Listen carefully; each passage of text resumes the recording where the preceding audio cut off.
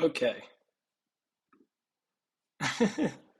Let me know if I sound okay before I get them back in call.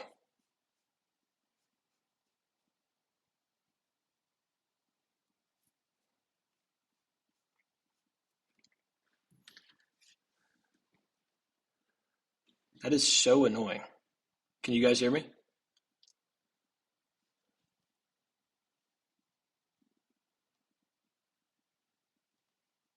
Okay, so it's not happening again, but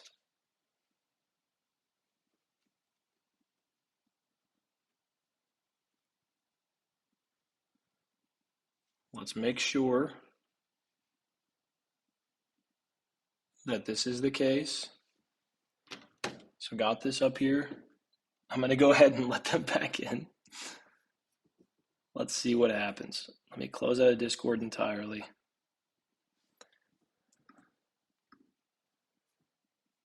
It might be that Discord needs an update or something.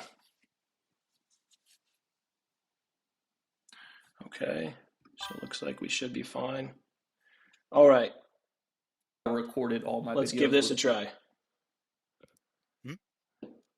He said, let's give this a try. Alrighty. How are we sounding? You guys should be fine. Supreme Leader Hobbs. Do we want to continue and then if people say we'll figure it out? Yeah. Let me just get this set up really quick. How much time does Zenron have as well? So Zenron has only used 7 minutes, so Okay. should be fine. I'm just gonna go ahead and worry about the. Here we go. Sources. Okay. Okay, cool. Is it still doing that? Because now, if it's still looping, go ahead and talk again really quick, guys. Yeah, for sure. You're Kakashi to goat. I'm troubleshooting right now.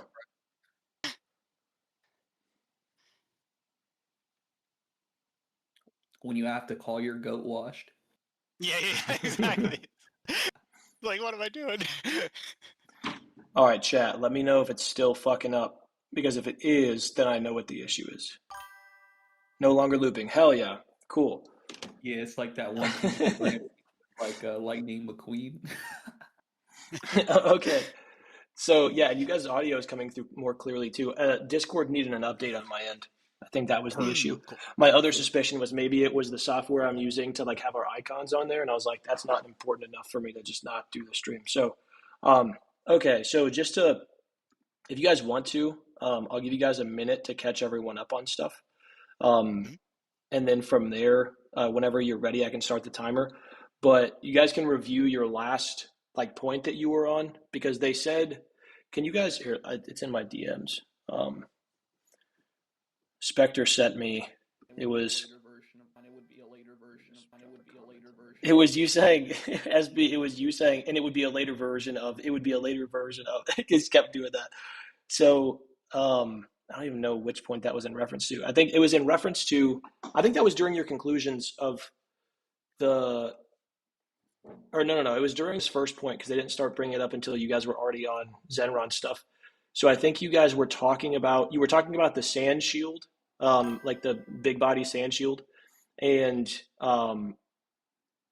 he was talking about whether or not the Raikiri should be able to pierce through it, and you were mentioning that it's a later version of. Yeah, what we're doing right now is Zenron is essentially trying to establish the link point between like what is it called, Kimimaru's spear compared to Raikiri. Yeah, so if you guys want to start from the beginning at that point, I'll give you guys like a free minute on there, and then I'll start it up again. Do we need to? Like, as far as I can remember, Zenron just said that like he was starting his argument by saying that Kimimaru being relevant in this fight against Hiruzen is like an extreme benchmark for strength. Right. The stream was skipping for the audience, so just restate it for the audience. That's yeah. what he's trying to say. Okay, well, I just kind of did. It's basically where we're at. Yeah, I think that's fine. Cool. All right. And so then you brought up the fanbook statement that Kakashi is certainly qualified to be 5th Hokage. Yeah. If this is before Hiruzen died, then it's presented as more of a hypothetical that, like, if my boss says that, like, oh yeah, you'd be qualified for this position, doesn't necessarily mean he's going to promote me tomorrow, but it's like, okay, that's something you could grow into. I would And disagree. I'm sorry, did I cut you yeah, off? yeah, Do go you ahead. need to finish? Oh, I would just disagree with that. I do agree that that's some sort of a comparison, but it's disanalogous to this situation because if you know the lore about Kakashi, you know, like, he's the student of the 4th Hokage. He was a deadly Anbu ninja who people like almost flew on sightseeing. Like, Is the they Anbu stuff canon? Because I know the anime arc isn't. yeah, But well, I mean, I don't mean like literally they flee on site, but like his reputation as in the Anbu still stands. Even without that, he's known as Kakashi of the Sharingan. To even someone like fucking Pain, like I don't think that I don't think your analogy is quite correct because I think it's essentially saying that if Hiruzen died, that he would more than capable of stepping into the role. Really quick question. Whenever you were asking about, and I can pause this again, but whenever you were asking about is the Anbu stuff canon, were you specifically referencing was the Anbu stuff like the people fleeing on site thing canon, or were you just asking like the Anbu stuff like him in the Anbu in general? uh, him in the Anbu in general. I know the Oh yeah, Shadow of yeah. Anbu arc is anime. Very canon. This is very canon. Okay. But yeah, like I don't think that your analogy is correct. And like, correct me if I'm wrong. Like you're valuing like the rank system a lot. Like you brought up Gara being like Jonin level earlier, etc. Like, wouldn't Kakashi being Kage level give even more basis for him being stronger if Kimimaru is more so like Jonin level? I I think it's certainly a strong basis for him. I think Kakashi is more so like stepping into that tier rather than being in the midst of it. The other thing about qualified, um, and like, I could see how you could argue that he is qualified right now. That's what the statement is kind of more getting at. But qualified can be a number of things rather than just a strength statement. He does have like 39 S rank missions under his belt, so he's very good at mission completion, which can be attributed to a number of things like stealth Is that and not jutsu more variety. indicative of strength than anything else? Like they literally don't let certain types of like It, certain class of ninja take on certain missions because they're not strong enough. because they're not capable enough. But we're in an open field box fight. I don't think all of those things are necessarily going to apply one to one. Certainly, Yeah, it's well, beneficial for him. yeah, I don't necessarily think that you like what mission you take on is one-to-one representative of how strong you are as a ninja. But I would just say if he has 36 S class completions, that's even more credence to him being Kage level. uh, like, and again, this is more so based off you valuing like the systems over feats. And like, I don't really know how this is relevant when you're bringing up the fact that like Maru is like helpful in a fight against Hiruzen as a basis for why his bone technique is stronger than Raikiri. When I again just think that you can make the argument that Kakashi would be just as useful in a fight against Hiruzen alongside Orochimaru. I think I'm relatively okay to leave off this point with, like, I think that Kimimaro and Kakashi are kind of in a similar scaling tier, and it really just depends on which things you value more than others. I'm not trying to necessarily prove Kimimaro over Kakashi, more so like they're in a similar category, and Gara has the techniques and arsenal to be able to fight on that level, and then I think he has specific counters that help him against Kakashi. I would just, and again, I don't know if this is the end of his time or anything like that, but I No, would he's got just say time. that it's contentious. Like I contended in general whether or not like Gara gets much stronger compared to when he fights Kimimaru. And I said if he didn't, then like the feats that we see in the tuning exams with like Guy blitzing Gara's sand and the Jonin blitzing Neji, who should be like on par or even faster than Gaara based off like scaling to Lee, that like it really wouldn't matter, if that makes any sense. Like if you think that I don't think they're in a similar tier at all. So anything that you brought up for why he like gives Kakashi trouble just doesn't make sense for me. And then I think your like strength basis for how strong Kimimaro is just faulty, and that even going by your logic, Kakashi would like be just as relevant as Kimimaro, and Kimimaro was doing like he was beating Gaara for all intensive purposes, or like it wasn't a thing where Gaara was exactly as strong and fast as Kimimaro. He was more so just defending himself. And I think that with Raikiri, like it's low key an advantage against Sand. Like as we see with like uh Sasuke ripping through Gaara's defense, so I don't even necessarily know why that like helps too much. I just think that Kakashi blitzes in one shots, like I said, blitzes in one shots with Raikiri, like I said before. Okay, well, a few things here. So,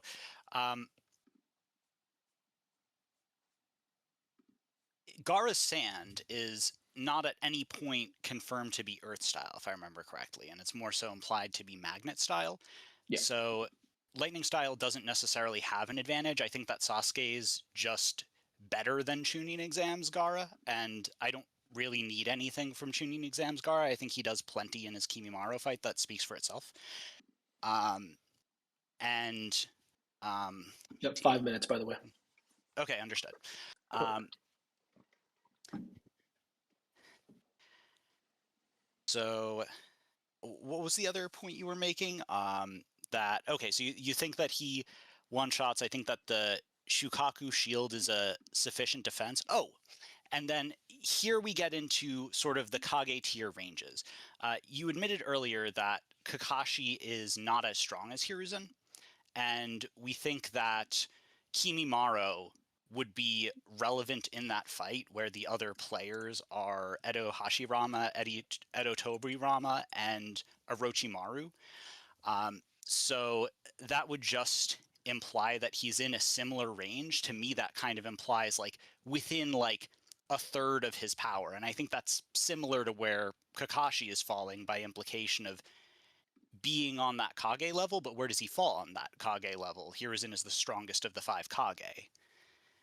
Think your quantifications in general, like for strength for both characters, is just kind of faulty. Like again, being relevant on the battlefield and then jumping to the conclusion that he's at least like a third of these characters' strength, just like I don't think is provable. Even if he's like, even if it's quite literally stated he's relevant, we just don't know to what degree. And even like then, you could argue that Kakashi would be just as relevant, in my opinion.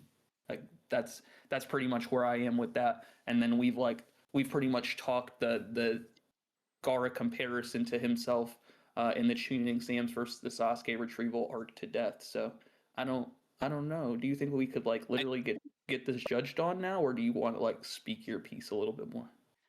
I got one more thing, and I would just say on the Kakashi point, I don't think that where he is relative to Hiruzen is quantifiable either. I think we've both got a vague, like, yeah, they're kind of in that realm, and I don't see a differentiation between the two.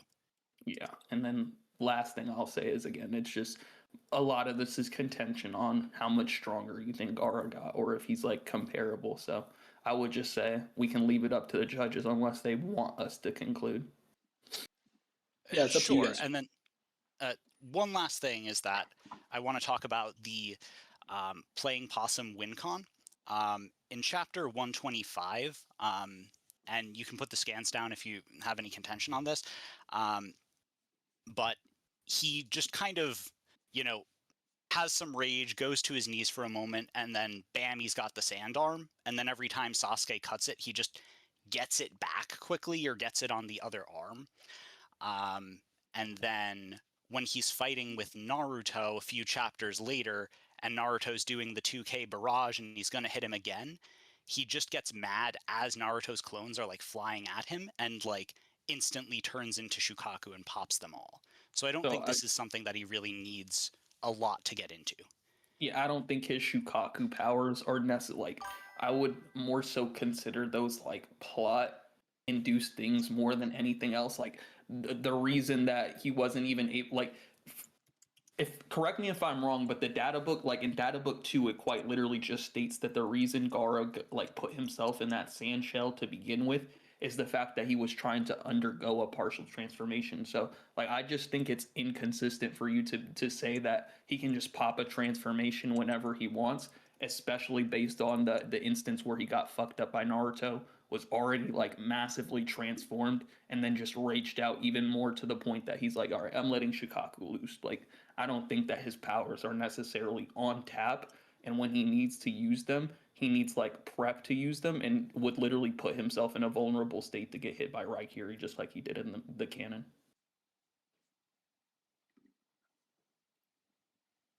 I don't think that's a win con. But conclusions or what should we do? Yeah, you've got. Oh, he's on the assertive still. I'm sorry. Yeah, you've got a minute left, so it's up to you. Okay.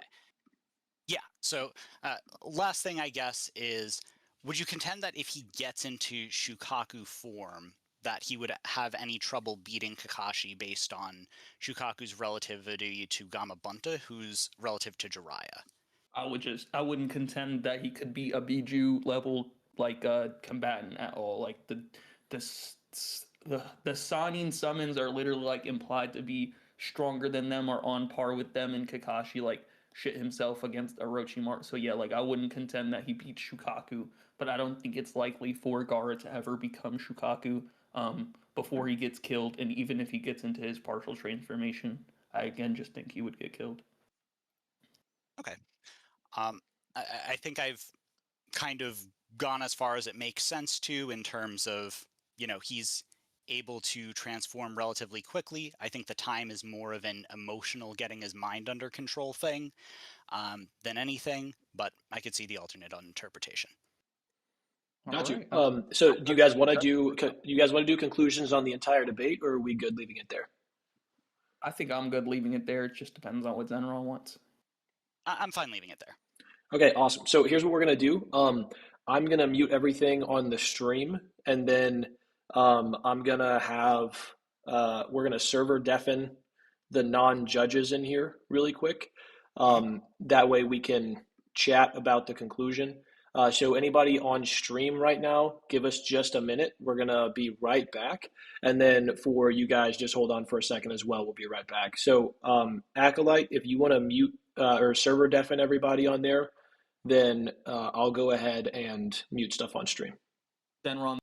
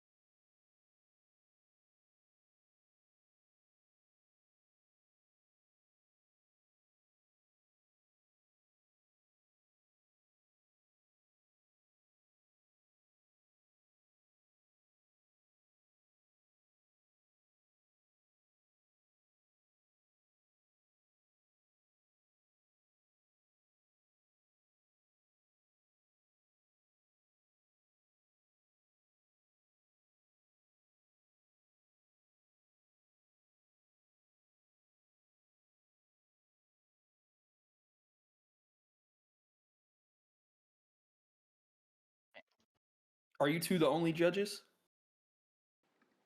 Yeah. Well, technically, originally it was me and Acolyte, but then Mono hopped in like right when it started. So Mono Okay, is I see. also one of the judges. So we'll have what if one of us disagrees, we'll have 2 out of 3. That's why I wanted to get 3 of us on Yeah, here. I wanted 3 as well. Yeah. Yeah, got you. Cool. So we'll just do it like we'll go alphabetical order, I guess. We can go Acolyte and then Mono and then myself. What? Uh, um. It's For the basically all just the same. I yeah, go. on the Yeah. affirmative. Sorry, am I going first? Sorry. No. Yeah. Go ahead. Go ahead. Yeah. Yeah. So when it came to the affirmative side on SB, um, very justifiably, he didn't get much through, considering the circumstances. But I think he did get a little bit through on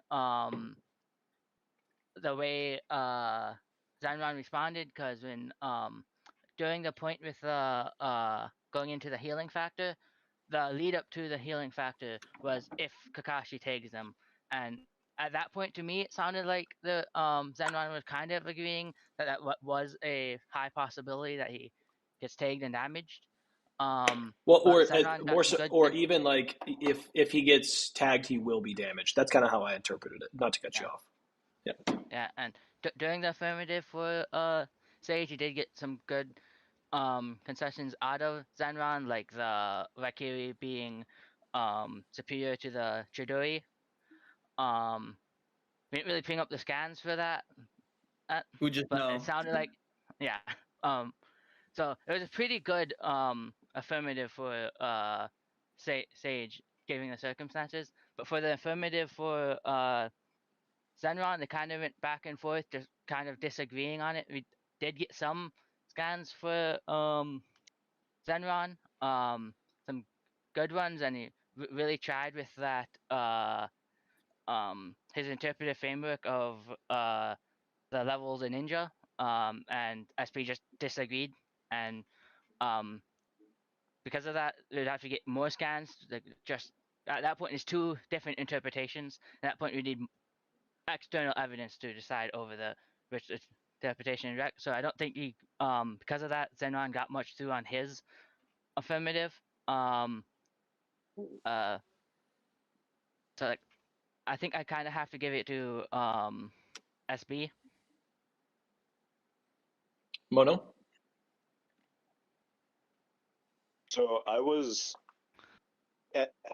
only able to make it for that last half, the affirmative for Zen. I think this was the on the latter half, and yeah, during their discussion when hold on, because I wrote down the notes over here. Yeah, when they were going over Kimimaro and had placed him like in the Jonin, kind of relevant in the fight with Hiruzen tier, they Sage did a good job at going forward with Kakashi being that step above it, being on the tier of Kage and whatnot, and like Acolyte had brought up, pairing that together with the Raikiri being able to reasonably get through Gaara's defenses, on top of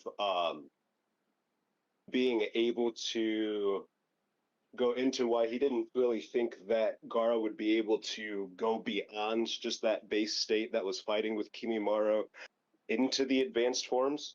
Um, yeah, I think he would have Kakashi coming out on top. Yeah, and I concur. I think that basically, I think that SB. I'm not sure how many points went through on the assertive that like actually really ended up mattering because of the scale that was being used, and I think that Zenron did a really good job of countering most of those points while on the negation. I actually think where the difference in the debate came was when SB was on the negation. He did a really good job of establishing that Kakashi's in that Hokage tier, and then utilizing what Zenron said earlier about Kimimaro being on the Jonin tier to then make an argument from there. I also think that he substantiated the idea of Kage tier over Jonin tier pretty well, particularly with like the mission arguments and stuff like that. So I think that because he was on the negation there, all he really had to do technically is provide equal interpretation, but it was really smart to add likelihood to his interpretation, which I believe he did. So I would have to give the W to SB as well. But I mean, it was a great debate on both sides. I feel like you guys both did really well. And we're tracking each other's arguments fine, doing, a really good job of negating each other. I also think I really appreciate the fact that you guys argued in good faith. So if it's something that you guys were like, this is a reasonable interpretation, I'm fine with that. You didn't rat the position to oblivion, which is nice. So I do have SB winning this, but I think it was a good debate. Yeah. But yeah, no, I think it was great. You guys did a good job. So the winner will be SB, but Zenron, great job. And we will have hats off to you, man. That was really. I was gonna say Zen. Yeah. This is like I'm winning with his argument. I'm not gonna. He should have been the winner. Like his opponent just dropped out last minute. Yeah. Well, then that's cool. Like seriously, hats off to Zenron, because for anybody on the stream, like you guys don't know, basically we had somebody else who was supposed to be in this debate, and they dropped out like literally last minute, like an hour before the debate, and so. Zenron was originally going to be taking Kakashi in that debate and ended up pivoting to take Gara, and SB stepping in last minute as well, like super clutch of him to pull that off. So I mean, hats off to both you guys for like last minute no prep coming in and like making these arguments, because that's a really tough thing to do. But I appreciate both you guys for being on and making good arguments, remaining cordial, and then for Zenron. So basically, I plan on doing these biannually. So what we're going to do is like once the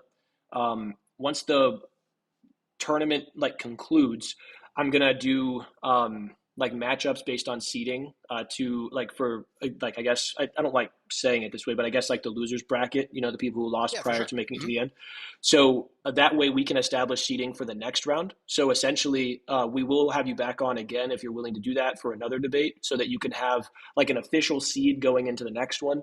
And then the way that I want to do it is the bottom 4 seeds. I'm not sure how familiar you are with the NBA, but they do like a play-in tournament for the playoffs. So the bottom 2 seeds from each conference have to do like play-in games to get in. So for anybody who wants to, we'll have 4 new people who will add to the tournament next time, and they will have to do like a play-in debate effectively to get into the tournament. So depending on like your seeding and stuff, once we get everything finalized, if you're in the top 12, then you won't have to do that. But if you're in the bottom 4, then we'll have that. But we will definitely have you back again for this particular tournament. And I really look forward to it because you did a great job today. Yeah, thank you. Looking forward to it as well. And that had to be the most honest devil's advocate I've ever seen. Yeah, 100%. Ed obviously doesn't think that Kimimaro beats. Well, sorry, that Gara beats. Yeah, but he didn't like rat doing so, because when people do devil's advocate, they kind of feel loosey goosey to be more ratty than they usually have. That was the most honest shot, man. Like you didn't. Yeah, it was great. I love seeing good. honest debates, man, because like you get so much rat in the community. And one of my goals with this tournament is to show people, like to try to revive the debate com if I can, but to show people that like you can have cordial, honest debates with people, because the core of debate, in my opinion, and like with how it started, you go back all the way, to sort of like Greece and stuff, whenever they have these like long conversations and these symposiums and stuff there, what they're trying to do is, get to the core of the truth. And I think the best way that you do that is by approaching it honestly, and then, disagreeing where you actually disagree, as opposed to disagreeing for the sake of like trying to win a point, right? So like this is how debate is supposed to go. And so I really love the fact that you guys approach it the way that you did. And I appreciate you guys. Somebody asked, Red Alec 8521 said 6 versus Sage win. 6 is scared, bro. I don't know what to tell you. No, I love 6, but I mean, I would love to debate him. That'd be cool. For sure. Well, I got to get over to my D&D session. Super thanks for having me. SB, great debating you, and I'll see you next time. Before you go, really quick, what is your, like, I don't know the terms, but like what's your like position and rank or whatever? Class. Yeah, that. Oh, I'm the DM. Oh, nice. Heck yeah. Dungeon Master. Indeed. What edition are you playing? So 5e 2014 because it started before the 24. Bet. Okay, Nice. okay. Hell yeah, dude. Yeah. So thanks, man. All right. See Sick, you guys dude. later. Thank you, bro. You have a good one, man. Thank you. Bye. Man, I Awesome. forgot to put my judge avatar on. I just changed it. Oh, you're good, bro. Yeah. Who's my next opponent? Who Yeah, must I? it's me. No, we have so our next debate. I'm gonna make sure that these guys are ready whenever the time comes. Gotta get them locked in. Uh, so I'm gonna go ahead and ping them. Or actually, just straight, if you would you ping Yusuke and Marcus in their thread and let them know that we'd like to have them on like 10 minutes before 7 if possible. That way we can kind of go over stuff. Oh, I But forgot there's another debate right after this. Goated. oh yeah, it's in like an $5 hour and a and half. it doesn't But show up. luckily, my faithful subscribers, I set like a dono goal, and it was 10 donos of 5 or more, and we ended up getting basically 8 of those because we had 2 that were, or we had one that was a $10 donation, I think. Yeah, and so we didn't quite meet the goal, but I am still willing to react to a video for them. So I think that's what I'm going to do in the meantime. If you guys want to take a break, you're more than welcome. If you guys want to hang out, you can. No issue from me either way. But yeah, I'm going to go ahead and react to a video. More, I see you mic'd up. What do you guys? Mortified is one of the contestants. He's very much the he's the Conor McGregor of this tournament. He's gonna talk a lot of shit and get everything hyped. So what do you have to say, bro? Oh, right now, I actually have a positive note. I wasn't expecting Sage to join, so good job, Ototo-san. Made me very proud. Crazy. He said, Hell he yeah. said, I I'm was proud going of you. after Wade the whole time, bro. So, yeah. Thanks, Goat. Yeah, it was a good one, dude. I really enjoyed the debate. So I know that a couple people asked for Senju Uzumaki 891 said civilized debates unheard of in this community. Dude, that's what I'm saying, bro. Like that's the whole point of this tournament. Is like obviously like I want to get views. Let's go. Cypher King with another 10. Let's go. Shout out Cypher King, my guy. Said react to 18 strongest Otsutsuki by NC Hammer. How long is that video? 18? What? There's 16. He just made up like 12 of them. Yeah. There's Yeah, gonna be Indra, Ashura, fucking Kinningen or something. Like, See, I never considered the twins to be real Otsutsuki, you know? They're like half breeds. yeah, true. Jeez, you're Otsutsuki. Not even they're quarter Otsutsuki, bro. how is Boruto like 100% human, but he's still more Otsutsuki than Ashura and Indra? Oh, that's crazy. I'm gonna go ahead and build out It's like Eminem, according to here. Mike Tyson. You told Marcus, and okay, perfect, thank you. Yeah, so we'll react to that video. How long is that video? Does anybody know? I feel like if he's ranking 18 of them and he's like king of Yap, I feel like that's gonna be a long ass video to react to. 5 minutes per one. That would be like 40 minutes, right? No, 9 No, minutes. it's definitely not 5 minutes for one. This motherfucker doing a 10-minute intro and then spending 8 minutes apiece on each of them. I'm not even seeing it on the search bar. Yeah, can you Omar, are you in the Discord server? Because if you are, will you and if you're not, the link should be in the description for you to join. Could you send a link to that in VC chat? Oh, it's 43 minutes. That's not bad. Yo, Who are the backup people? You might want to talk to them. Unironically thinks that the statement about Jiraiya being able to 2v1 Kisame and Itachi is like valid. Wait, why is it not, bro? Hey, bro, from what Kakashi saw, he seemed to believe that would be true. Yo, I saw this cool ass fan animation the other day of like Sage Jiraiya versus those two, and that shit was hard as fuck. Yo, I know which one you're Jiraiya can pull it off. But no, Itachi was holding back and nothing. If only Itachi didn't 1v3 the Sanin. Wait, hold on, yo. Hey, Steve, I don't know about all that, bro. Guys, What do we actually like think that ass, about like, I'm like- Itachi versus Jiraiya? I used to think he claps. I'm willing Like to bet. what version?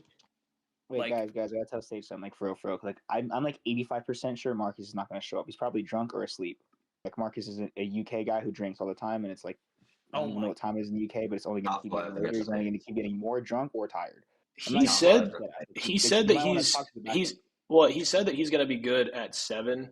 If he's not, then I mean, 7? yeah. So that's in an Right. hour Your and a time or half. 7 like his time? My time. Yeah, it's like Oh. 1 his time or something. That's 1.5. Yeah.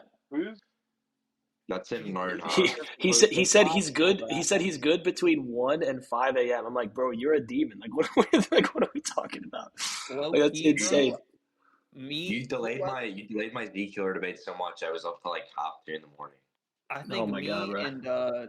and somebody in here were in VC for like 6 hours. No joke. Like I don't know how. It was Those are just rookie numbers. rookie numbers is crazy. Yeah, I mean, I used to VC at work. That's why I would be in VC literally the whole day. Yeah, that's easy though. That's W. That at work, I low key do that sometimes when I go to work too, because I Said don't it's have to. Talk that. It's 43 minutes. Debate, What's the actual title of that video? That's what I'm saying. I did not that shit. Yeah, I'm not seeing it either. No, but Wait, yeah, just at least like for like what version of the Media is what I'm Kakashi saying. Jiraiya? Itachi, like the one that like negged Orochimaru. So like semi-healthy, alive. He was no diff Jiraiya. No diff is Right? That's what I insanity. thought, right? No. What's it called? Mono and Sage said yesterday that Orochimaru was about to just turn off the Genjutsu anyway, so it didn't matter. He was low. Oh, here we go. Top 18 strongest Naruto characters ranked and explained. So I imagine this is what we're talking about. Top 18 strongest Naruto characters? Yeah, I imagine that's what I they're would love talking to about watch- because I would love to watch that. that makes the most sense to me because I don't see another like top 18, and 18 is fairly specific. Right, I'm like, how do you get 18 Otsutsuki? Strongest characters not okay, perfect. Yeah. Cool. Let me see if this is gonna work because it wasn't working. Oh my God, why is this not working? Here's what we'll do. We're gonna do display capture instead of window capture. And then we're gonna move this shit over here because for whatever reason my window capture is That not video working. is 43 minutes long. Yeah, but we have an hour and a half. An hour and a half of listening to NC Hammer. That's one of the Have you goats, ever- bro. What are You we guys know talking about? time dilation? Like, that's gonna feel much longer. You know, you are probably Wait, so like you hit a correct. dono goal to react to a video or something? We almost hit a dono goal, and I'm reacting to the video because I'm so kind. I'm so Okay, so let's try display capture really quick. Delete that shit. Yo, Mort, did you know that? Oh shit, you gone. He said, I'm not listening to this NC Hammer video, bro. I'm just interested to see what he's gonna say. Yeah, me too. I think he's super entertaining. Like, I mean, people have their opinions on him and stuff, and like, I don't think he's the best power scaler, but there we go, that's working. I think he's super entertaining though, for sure. Yeah. Otherwise, so- he would not be popular. I'm gonna be honest with you. Yeah. Okay. So let me see if I can stream this to you guys. That way you guys can watch it with me. I see it. And then, cool.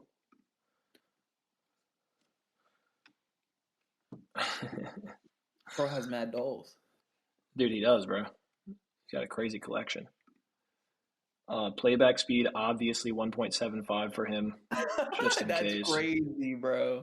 Yeah, I can't be doing that. Here, let's see what it... Trying to figure out how exactly strong Madara was at his... That's Okay, so as loud as it'll go on here, for whatever reason, It's not going to be super loud, but I'll be able to react to the. You guys should be able to hear it, and then I'll be able to react to the points Yeah, I themselves. can hear it. What I'll do is I'll turn myself. Yeah, I'm talking about more so like on stream. I'm going to turn myself down so that people can turn the volume up without whenever I speak it blasting their eardrums. Cool. Yeah, so you guys want to react to this? We can all react to this together if you'd like. Hell yeah, bro. Hell yeah. Okay. Let me. So we're good on that. Awesome. Cool. All right. Let's do it. Peak strength. And while heading down this rabbit hole, I realized Madara was a lot stronger than even I gave him credit for. Sure, the window with which we saw Madara at his peak strength was a very, very small one, but simply within the capacity of that small window, we saw Madara pull off some of the most impressive feats we've ever seen in the Naruto universe. And thus my thinking about how powerful characters were in just the Naruto universe, not Boruto included, kind of got turned on its head, because as I sat there calculating just how big each of the meteors that Madara and his 2 Rinnegan form created with his Shubaku Tensai, I realized, oh. One of my biggest pet peeves, and this is like such a small thing, but one of my biggest pet peeves with, he looks very sad in this freeze frame, with NC Hammer is that he calls it Edo Tensai instead of Edo Tensei, and like Chibaku Tensai instead of Chibaku Tensei. It really, it's on purpose, bro. It's gotta be, dude. It grinds my gears. That, again, all respect to Nick. He's one of the like top creators in the space. Super entertaining. Wouldn't be popular if he wasn't. But that thing right there, I'm like, good lord. All right. Naruto and Sasuke may not have had an answer for this if they were by themselves, and thus I became curious. Yeah, I know how strong Madara is, I just did all the calculations, but does everybody know? And thus I did the one thing that any rational human would. Does everyone know? One thing I don't like about him is that he clearly like winks Madara in like the old gen. From what I can tell, he doesn't like new gen Naruto. Maybe I'm crazy, but I do know that he's one of those crazy people who are like, well, Kishimoto wrote himself into a corner. Naruto and Sasuke really shouldn't have even beaten Madara. We didn't even see Madara. Yeah. Yeah, it is what it is, bro. He's also a big Sasuke hater, which is like fine for me, but Malevolent Sponge, thank you so much for the 5, bro. I appreciate you. Said if you told me you weren't watching this sped up, I'd believe you. Yeah. He speaks pretty fast, dude. I can't even cap. The website dedicated to fans ranking things, and I typed up Naruto strongest. And lo and behold, I came across a ranked list called the 18 strongest Naruto characters of all time. And listen, the fans did a pretty good job. The 18 names included in this list is a pretty good summation of the top 18 strongest people in the Naruto universe. But this... Okay, so before we dive into that, I want to look at my most recent tier list and see how this compares to me, and I'll go through it too. I feel like as long as the 18 names are similar, then it should be good, because at that point it would probably just be like really nuanced discussions on how these characters like really compare to each other in the nitty gritty. Like someone like Ashura should be capable of fighting like Six-Path's Naruto, like the one that fought in the final valley. Maybe I'm crazy, maybe I'm not. I have no idea, but it's like. But to determine who would win, you would really have to like go and do your research. Yeah, I agree. Okay. Indra and Ashura Did I not? I've posted tiers because they don't really get much of a showing outside of in the anime, so there isn't even really anything connective to go off of. See, that's funny because I genuinely see Indra and Ashura in a bunch of people's tier lists, and I'll be like, did they do anything? Yeah. I feel like that was probably a bad example. There's some statements about them inheriting Kaguramo's like chakra or power and whatnot that I don't recall offhand. That's for the most part what people will run off of, I think. That's probably what I was thinking of as well. Like, I mean, if he gave half of his chakra, or actually gave all of his chakra to Ashura, then he would have to be somewhat comparable to Naruto and Sasuke. But I'm not the Naruto expert here. Okay, so this is my tier list. This is actually, it's a little different than what I would say. Like, I've moved Hashirama up, but the last one I did that wasn't like Boruto and Naruto, I have, and this is just based on like power and hacks. Like, and then basically also like I factor in if the power and hacks, like, so if character A beats character B, but character B has more like raw power and hacks than them, but like they beat them for like, speed blitz GG or whatever. I have them above so long as there's not like people above them who also just like, lose to the person below, or like, you know what I'm saying? So it's a bunch of things factored in here, but I have DMS Kakashi, and then Hagoromo, and then Kaguya, Final Valley Naruto, Final Valley Sasuke, 3-Eye Jubidara, so that's 6. 2-Eye Jubidara, 6 Paths Naruto, 6 Paths Sasuke, DMS Obito, Late War Arc Sakura, 1-Eye Jubidara. So that's 12. I would then move Buddha Hashirama right there, either above 1-Eye Jubidara or right below. Then I would have 8th Gate Guy, Jubito, the Ten Tails. So then one more I would think be. he's including Boruto if he has Yeah. Madara at 18. Am I Oh, crazy? no. So he said that it's just Naruto characters. He doesn't say he has them at 18. He just says that he has 18 characters. Oh, okay. Watch him Yeah. put Madara at 1. That would go insane. But yeah, so then basically, like, for Naruto, it basically ends with Final Valley Hashirama top 18 for me, I think. That's 6, 12, 16. Oh, no, 2 more. So that Final Valley Hashirama, and then Majestic Attire Susanoo Madara. So that's where. Doubling characters at that point. Yeah, so this is where, and with Final Valley Hashirama, I'm not factoring in the Buddha statue. He's stated to have fought equally with Madara plus the Nine Tails, and like that caption includes Majestic Attire Madara. Madara states he's going all out. Hashirama states he's holding back. This is base Hashirama that says that this is referencing, by the way. So I think he should clearly be above, and then Buddha Hashirama clearly above that. So yeah, that's my list. I'll leave this here for now, and then resume the video.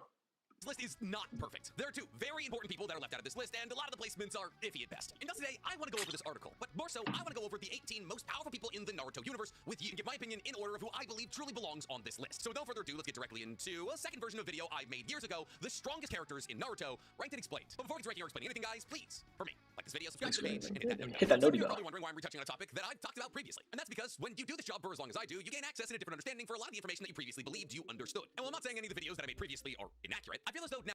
Well, that's kind of what he's saying.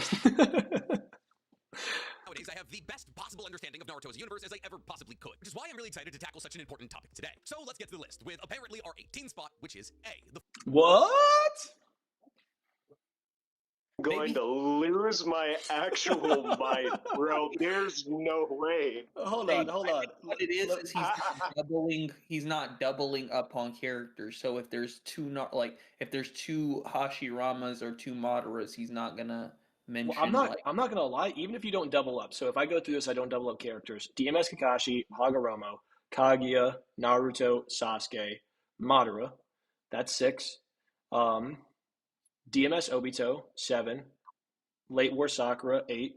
And I'm including like Kaguya fight Sakura in there, by the way. Hashirama. I got Hashirama, Guy, that's 10. Jubito, 11. He might not be including the tailed beasts, so we'll just do away with the 10 tails. Obito already though? No, yeah, I have DMS Obito up there. Yeah. But then you said Jubito. That would be doubling. Oh yeah, you're right. So no Jubito.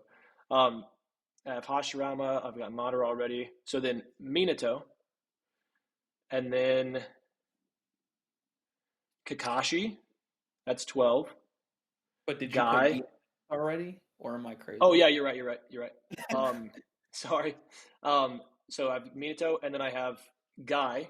Oh no, I already have Guy. So I have Hiruzen, then Kushina. Damn. Then Tobirama. So that's 15. See, well, yeah, A isn't crazy then. Then I've got Gaara, like War Gaara. Wait, there's still Nagato and Itachi. Yep. So I've got I have War Gaara. That's 16. Then I've got Kabuto. That's 17. And then I've got Nagato. That's 18. So and then after that, let's see where I would have A. I got Itachi at 19. You Pain, are A, right? Pain at 20. Say that again. You told me that May beats A, so like we. Yeah. We know that he shouldn't be on this list for you. Well, so Pain is 20. I don't have I don't have A on there yet. Then I've got Shisui. Then I've got the third Raikage. Then I've got Jiraiya, Tsunade. Oh, War Arc Oro would be way higher than this. So let's just go 25. Then I've got Oniki. Then I've got Kisame. That's 27. Then I've got the Raikage. I have him 28th. Hey, bro, you know ball better. I just didn't think it would be out. Like, it still doesn't make sense, but it's not like the worst thing I've ever heard. I mean, yeah, he's not even like getting anywhere near the top 18 in my opinion. But let's just see what he says. Raikage. Now, technically, if we weren't adding any additional people to this list, and therefore removing some people from this list, A at 18 is technically a pretty good pick here. A is absolutely weaker than the other 17 entries on this list. However, Oh, okay. So he's reacting to their list. Oh, I think. Oh, damn. Yeah. But he's gonna right. So he's gonna tell you what he thinks. So this is rankers list. So this is bad on their perspective. Okay. However, if we're doing a top 18 strongest characters in Naruto list, yeah, whoever they are, in A's he says A doesn't make it. Based take. Let's go. most difficult battle, his battle against Madara alongside the other 4 Kage. Outside of Mai, he was genuinely the least impressive. In the beginning of the He said outside of May, which who he calls Mai, he was genuinely the least impressive. I actually, and goes back to what we were talking about earlier, SB. So basically, there's a moment in that fight where Tsunade basically says, if May's not here to counter Madara's fire style with her water style, we're all cooked. Which you can say she's unreliable, but she's seen all of them fight. It's in the middle of the fight, right? Which would mean that A couldn't continuously get out of the way of the fire style or couldn't get out of the way of the fire style at all. So if that's true, then that means that May's water style should be on a similar tier to like A's physicals, which isn't actually crazy considering the fact that like his fastest man alive statements are like in regards to physical speed. You know, like we have like ninjutsu can be faster than your physical movement. We have multiple examples of this. Like the Rasen Shuriken is faster than Naruto is pretty decisively. The Susanoo arrow is faster than Sasuke is pretty decisively. Kamui's faster than Kakashi is pretty decisively. So like jutsu being above like physicals is fine. Send me those scans of the Rasen Shuriken being faster than Naruto. I need those. So that would be basically the Rasen Shuriken in the fight against Nagato. Moves at a relative pace to the Bijou Bomb. And then whenever Naruto and Sasuke are fighting Jubito, Sasuke's Bijou Bomb Sasuke's Susanoo arrow and Naruto's Bijou Bomb move at a relative pace. So that would mean like Bijou Bomb to Rasen Shuriken to Susanoo arrow. Susanoo arrow is blatantly above Sasuke. Above. Yeah. And it's not just above like Sasuke's regular physicals, it's above his Chidori, right? So which is a speed amp. So it's like way above his regular physicals. Yeah, Kakashi saying I needed Kamui or I'm gonna die is pretty indicative of how fast the Susanoo arrow is, in my opinion. Yeah. Okay, I'll go ahead and play this again. Battle against Madara, A goes to use a lightning chop on Madara, who's defended by his Susanoo ribcage. And A, who has no reason to not be using the entirety of his strength in this moment, does not crack said ribcage, though he is able to speed blitz Madara, kind of, in the fact that Madara is unable to... He's able to speed blitz. Okay, let's see what he says here. Oh, whoa. I muted this on accident, my bad. Chop because, once again, A did not offended by his Susanoo ribcage. And A, who has no reason to not be using the entirety of his strength in this moment, does not crack said ribcage, though he is able to speed blitz Madara, kind of, in the fact that Madara is unable to dodge this chop. But Madara doesn't need to dodge the chop because, once again, A did nothing. Now, A does become more useful in this battle against Madara a little bit down the line, but only when Inoki hops on his back and starts using lightweight boulder jutsu on it, which gives A the requisite speed to later wipe out a humanoid Susanoo being operated by a Madara Shadow Clone. But we can't sit here and honestly give that feat to A because he said after failing to chop through Madara's Susanoo ribcage that he needs more speed than Inoki gave. Now, later on in the fight, A is actually able to crack Madara's Susanoo ribcage, but 1, only after Tsunade had cracked the ribcage from the front, and 2, only while attacking from behind Madara. Really, in this battle against Madara, the only impressive things that A ever pulls out are while Inoki is... I mean, I don't think attacking from behind Madara really matters because, like, the Susanoo is just like an armor that's, like, maintained. So, so I don't think that, like, attacking from behind really matters. But, yeah, the fact that Tsunade did crack it prior would matter. On his back, be that defeating a humanoid Susanoo or punching Mu out of the fight. And that's not great when you consider the fact that really all A is bringing to this battle is offensive capability. For himself and himself alone. Gaara is able to use his sand to reposition the Kage and defend them. Inoki himself can fly, use his dust release, and defend them. None of this matters. Who's not on this list, and for good reason. And therefore, in actuality, if I had to put somebody at 18, it would actually be Tsunade. Not only does Tsunade spend the entire... Tsunade? think his good. We should low key like skip around the reasons the other people give and just listen to what his takes are. He said Tsunade though, yeah. So I don't think that I had Tsunade in my top 18.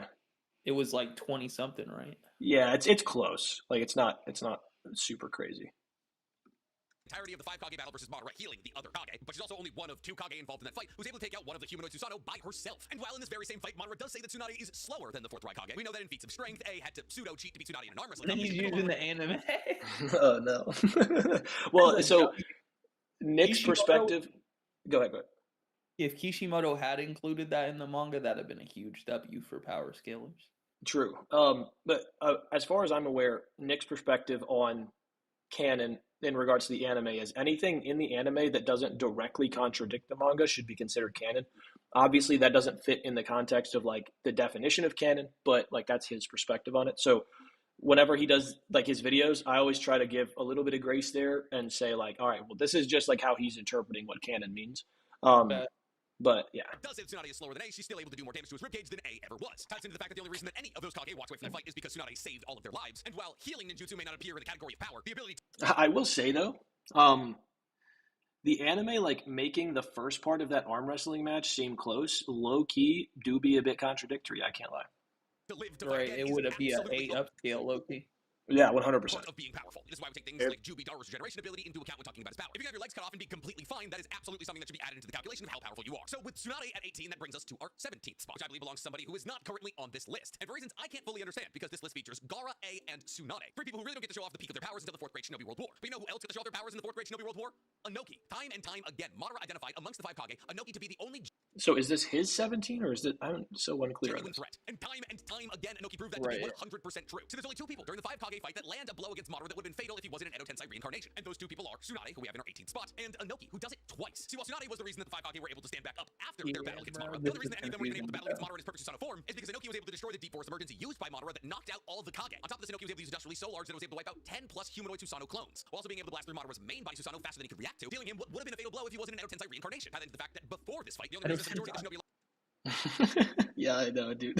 lines was still around to fight against the other reincarnated soldiers, Obito and Madara, was because the combined forces of Gaara and Anoki stopped the meteors from falling on top of the Shinobi Alliance's heads. And the only reason that A was even remotely useful in this battle is because he was helped by Anoki's lightweight boulder jutsu, and that once again, the combined forces of Gaara and Anoki, using an Earth Golem and Gaara's Sand, were able to block the rest of the Kage from being hit by Madara's Magatama. And thus, if you're going to say that any of the Kage involved in this battle against Madara were the strongest amongst them at that point in time, maybe listen to one of the most trustable sources on the matter, Madara, and put Anoki at your 17th spot. But Nick, you just said that Anoki was the strongest out of all of the Kage involved in that fight, and Gaara was placed at the 16th spot on this list. So, where does Gaara go? Well, he doesn't. Listen, I've weird pseudo thing where he's like, this is where they rank and this is how valuable I think they were for this reason. Yeah. Gaara, for sure, in my opinion, should be above Oniki in like an overall standpoint. Oniki obviously has like more AP with the with the particle style, but at the same time, like he doesn't have the speed feats that Gaara does in terms of like reacting to Madara's Susanoo sword swings. He doesn't have the defense stats. He blocks one of Madara's Susanoo sword swings. So it's like I think Gaara should be above, but like I'm not mad at like flip flopping some of the Kage. The clear thing though should be that Tsunade is the strongest of all of them. At least earlier on until we get to that later stuff, at which point I do think that like Gaara being above is fine. But I don't think that any of them have an argument for being above Tsunade aside from Gaara. not a single ounce of doubt in me that Gaara is one of the strongest people in the Naruto universe. Whether it was being instrumental in the resealing of the majority of the Edo Tensei reincarnations, like Rasa, Gengetsu, the Third Raikage, and so many others, or working alongside Inoki to stop Naruto Shippuden forms, I can't take Kakashi put Gaara over Tsunade or Inoki. Yes, without his sands, the other Kage may have been hit by Madara's Magatama, and thus the fight might have ended a whole lot earlier than it was Okay, so who do you have? Someone says you laugh like a super villain, Sage. Oh, I do. My bad. His battle against Madara, his last big fight in Shippuden, all Gaara really accomplished were some defensive feats and trying to seal Madara twice. Yes, Gaara is later involved in Might Guy versus Madara, and there's technically an argument to be made there that without Gaara's help, Might Guy would have been able to land the kick that he did on Madara. But once again, what did that accomplish? And once again, that wasn't. It accomplished like Kakashi being able to get close enough to warp a hole in the side of the TSO, and Guy being able to actually land that kick and blow Madara's fucking side off his body. I mean, yeah, I don't think that like.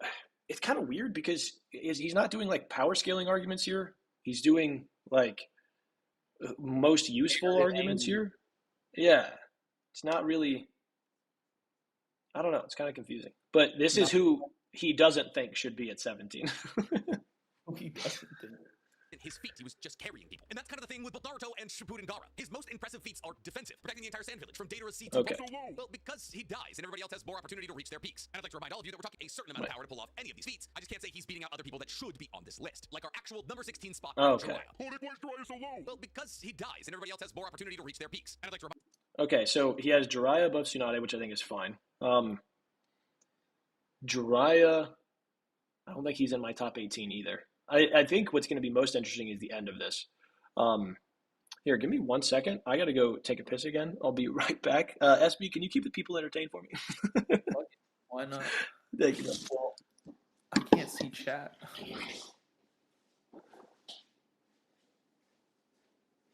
I cannot see chat at all, but I know that NC Hamilton is just like the master of what is called talking points. Like he'll just be like, he'll say something and be like, wow, or imply, wow, isn't that crazy? Like you should agree with me, right?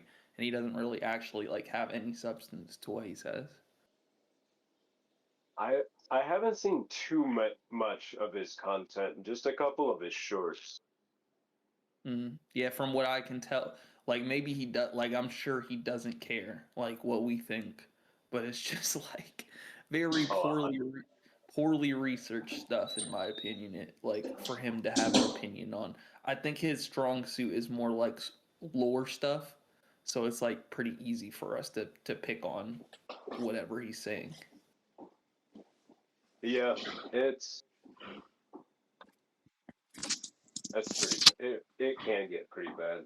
I do like one of the things from him that I liked the concept of was he thinks that Team 7 would have been better suited training under different signing that they did. But that was interesting. Really though, I feel like their signing were perfect. I'm trying to remember what did he say?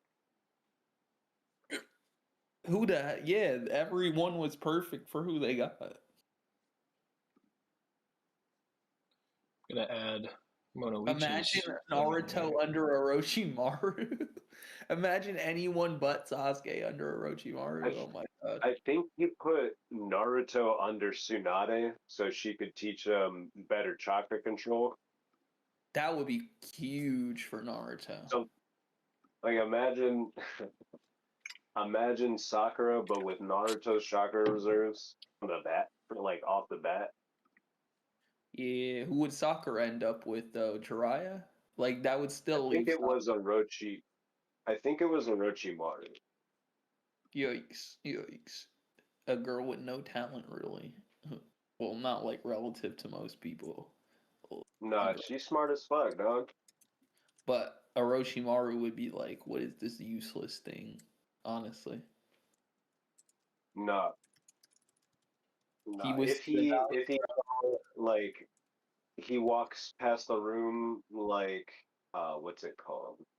Like he did with Itachi in that one filler scene when it's Sakura reviving that fish and he's like, a 13-year-old shouldn't be doing that. Tsunade, I'm taking this one off your hands. Yo, bro.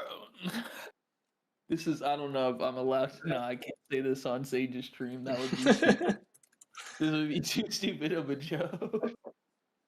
Hey, bro, she pioneered the most absurd forbidden medical ninjutsu. Really now? This is true. With me. Man, right.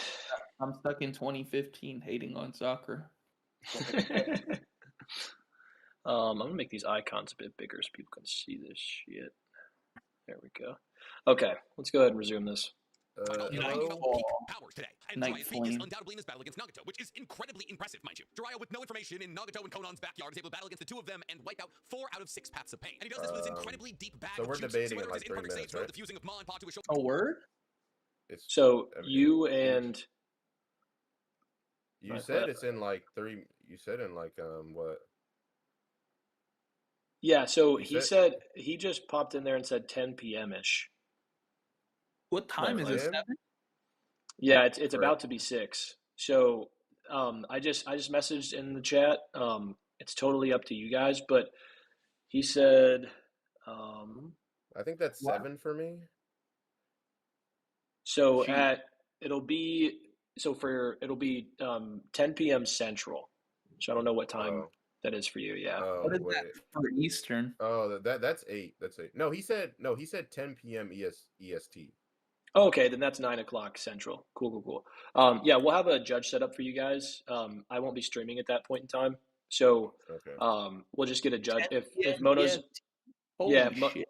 if Mono's available, that would be awesome. If not, I know Acolyte will be available. He said he'll be around, so we'll get a judge set up for you guys. I just I don't What want to time did you stream for say? longer than 4 hours. You All right, should that's low cool. key. Well, no, never mind. I don't want to tell you what to do, but you should Did you low say key 10 have p.m.? Night Flame like Yeah, debate mortified. Okay, 10 it p.m. should be fine. Eastern, so it'll be so 9 p.m. Alright. Central. Why Cool. am I But Night Flame, debating what we're doing mortified? right now we're doing because the next debate takes place in an hour. It's the Yusuke versus Marcus debate, Oh, which I that's what I'm. believe, Oh, I believe they're doing Heavy Sasuke versus A. So right now, because I hit a dono goal on here, we're going to be doing, and you're more than welcome to hang out. I've got it streaming in the chat, and then also on my YouTube channel. We're reacting to NC Hammer's top 18 Naruto characters ranked. So Okay. feel That's feel fine. free to hang out if you want. So I'm All right. gonna drop out and come back when they start doing the next debate. I'll catch Okay, you. you're good. Yeah, you got like an hour, bro. You're fine. All right. Shoulder so they can pull incentives to chuck Cool. for him. His fire-based Goemon abilities, his oil abilities used in combination with his fire abilities, his Rasengan, his Toad summonings, or his demonic Toad confrontation chant, which is one of the most powerful genjutsu in the entirety of the Naruto universe. Jiraiya on the fly was able to deduce the weaknesses of several paths of pain and counter them, even though Nagato, who's controlling all the 6 paths of pain, knew exactly what Jiraiya was going to try and bust out. I mean, there's a reason that Jiraiya was asked to be Hokage before people like Tsunade, and that's because objectively he was stronger. Both Itachi and Kisame identified. Well, also, he would. I don't disagree with him being stronger than Tsunade, but the Shanin at that point, like based on what they said to Jiraiya himself, was that like only a Sanin can take down another Sanin. So there's like sort of narrative relativity there for like the perspective of the Konoha citizens. So I don't think that had anything to do with it. It's more so Jiraiya was there. Like Jiraiya was around. Like Jiraiya was like actually in the village, whereas Tsunade was not. So I think that had more to do with that. But whatever. That in a fight against the 2 of them, nobody would walk out unscathed. And he was able to battle against Naruto with a version 2 four-tailed cloak with no intention of killing Naruto, and rather just the intention of trying to seal him. And there's not a single doubt in my mind that if he was brought back during the 4th Great Shinobi World War, like Kishimoto was too much of a coward to do, that he would be higher on this list. Because a lot of the people on this list are high on this list because they came back in an Edo Tensei form, simply stronger than they were when they were alive. But for the Well, let me think about that. Hiruzen and Itachi, sure. But like Hiruzen shouldn't be stronger during the war than he was during his prime. Itachi, it's really just like you can't even say that he's necessarily stronger there than he was like at the very end. Prior to the very end, I should say, because like at the end, his sickness and like blindness was getting to him. But prior to that, like part 1 Itachi, so long as you assume he has the Atamira and the Totsuka blade, should be like at worst relative to his Edo Tensei self. But everyone else came back weaker. Like literally everyone else.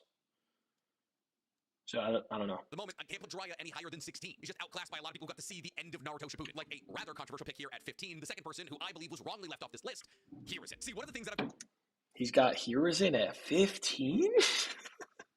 Okay. don't understand over the years He's being a Naruto so- tuber. Go ahead. I was just saying he's so interesting. This list is. I'm interested to see who's higher. Yeah, I agree. I guess is what you would call it, is that we all greatly, and I mean greatly, underestimate Hiruzen's strength. See, if you just, and I mean just, look at both Jiraiya and Hiruzen's stats, you'd see in the data books that technically Jiraiya has higher stats than Hiruzen, coming in with what? Hold on. hold on. The years of being a Narutuber, I guess is what you would call it, is that we all greatly, and I mean greatly, underestimate Hiruzen's strength. See, if you just, and I mean just, look at both Jiraiya and Hiruzen's stats, you'd see in the data. What? There's no way he put the question mark. Bro. What are we doing? Oh my god. Yeah, I don't know if it's true that Jiraiya has higher stats than him. It might be true. Like his third data book stats over like Hiruzen second database stats. That might be true. But this is like an old man, way past his prime Hiruzen. Also, what? I don't think this is an NC Hammer thing. He has somebody edit his videos. So just like Earth to person editing for NC Hammer, whenever he talks about one of them having higher stats than the other, maybe post the scan that actually has stats on it. Like maybe that would be good. Like, bro, oh my gosh. Andre Salvatore 7417 says, Sage, I think he's reacting to someone else's list, or is he not? It kind of. So he's reacting to the list and giving his ranking simultaneously. So he has Jiraiya here. He's like explaining, like he goes through the list and looks at like who's at the placement and then tells you who he thinks should be there. So he does have Jiraiya and then right above him, Hiruzen. But like, bro, Looks that technically Jiraiya has higher stats than Hiruzen, coming in with what I believe is tied for the highest rating out of anybody who's ever gotten stats from the data books with a total number of 35.5 out of 40 possible points. With Jiraiya only losing points in Taijutsu where he has a 4.5 out of 5, Genjutsu where he has a 3 out of 5, and Intelligence, Strength, Speed, and Hand Seals where he has a 4.5 out of 5. Now 35.5 is insane so far as stats go, and it's also higher than Hiruzen's 34. I mean, Itachi has tied stats as well. Itachi's stats in Databook 3 are exactly the same as Jiraiya's. I know that for sure. I don't know what Hiruzen's total is, but yeah. Total points. However, the only reason that Hiruzen has 34 total points and not 40 total points is because by the time that we get Hiruzen's stats, he's already in his late 60s, early 70s. Yes, okay, sweet. Which is why he gets a 3 in speed, strength, and stamina, docking him 6 points. That means in ninjutsu, taijutsu, genjutsu, hand seals, and intelligence, Hiruzen gets a perfect 5 out of 5, meaning in all the ways that make a ninja, Hiruzen was objectively perfect. So here's what I'll say, and Mono, you're actually a good person to have on here for this.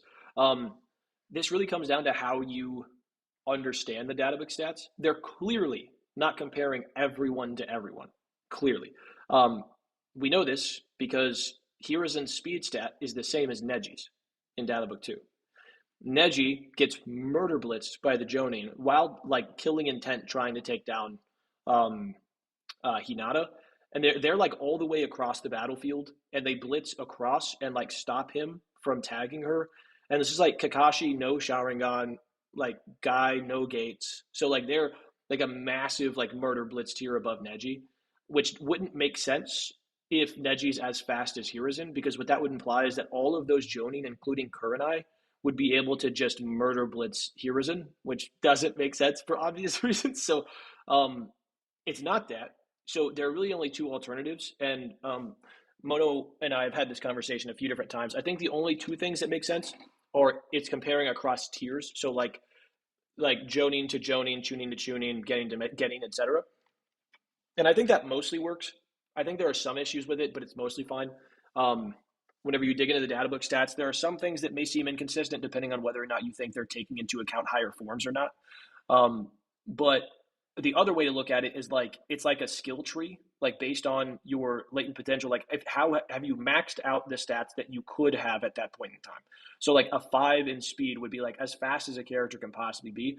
I think this is also a fine interpretation. And then also, whenever you compare characters like Kakashi and Guy, who are narratively rivals, with Kakashi being slightly above him, being it's stated to be considered by everyone, which would include Guy, to be the strongest shinobi in Konoha. With them like being rivals and Kakashi having a slight edge in stats, it makes sense because they also have the same latent ability stat, which in Databook 1, that's the only data book that has a latent ability stat. And they both have a 4 out of 5. So if they have the same latent ability and they're around the same age and we see that they're relative to each other and their stats reflect that they're relative to each other, it's like, okay, so you can compare people like in a similar tier in terms of like, you know, where they're at if they have similar latent ability, or you can just compare them across that similar tier without taking that into consideration. Either of those interpretations work. What doesn't work is just like applying them across the board, which is not, I mean, it's probably what he's doing here, but like it wouldn't matter either way because both Jiraiya and Hiruzen are like Kage level, right? So it doesn't really like hurt to use databook stats in this scenario, in my opinion. But if you do assume that like Hiruzen has like a higher latent ability stat than Jiraiya, then it wouldn't necessarily be correlative. So it kind of interesting there. But yeah, Mono, do you want to add anything there? Because I know you and I have talked about this a few different times.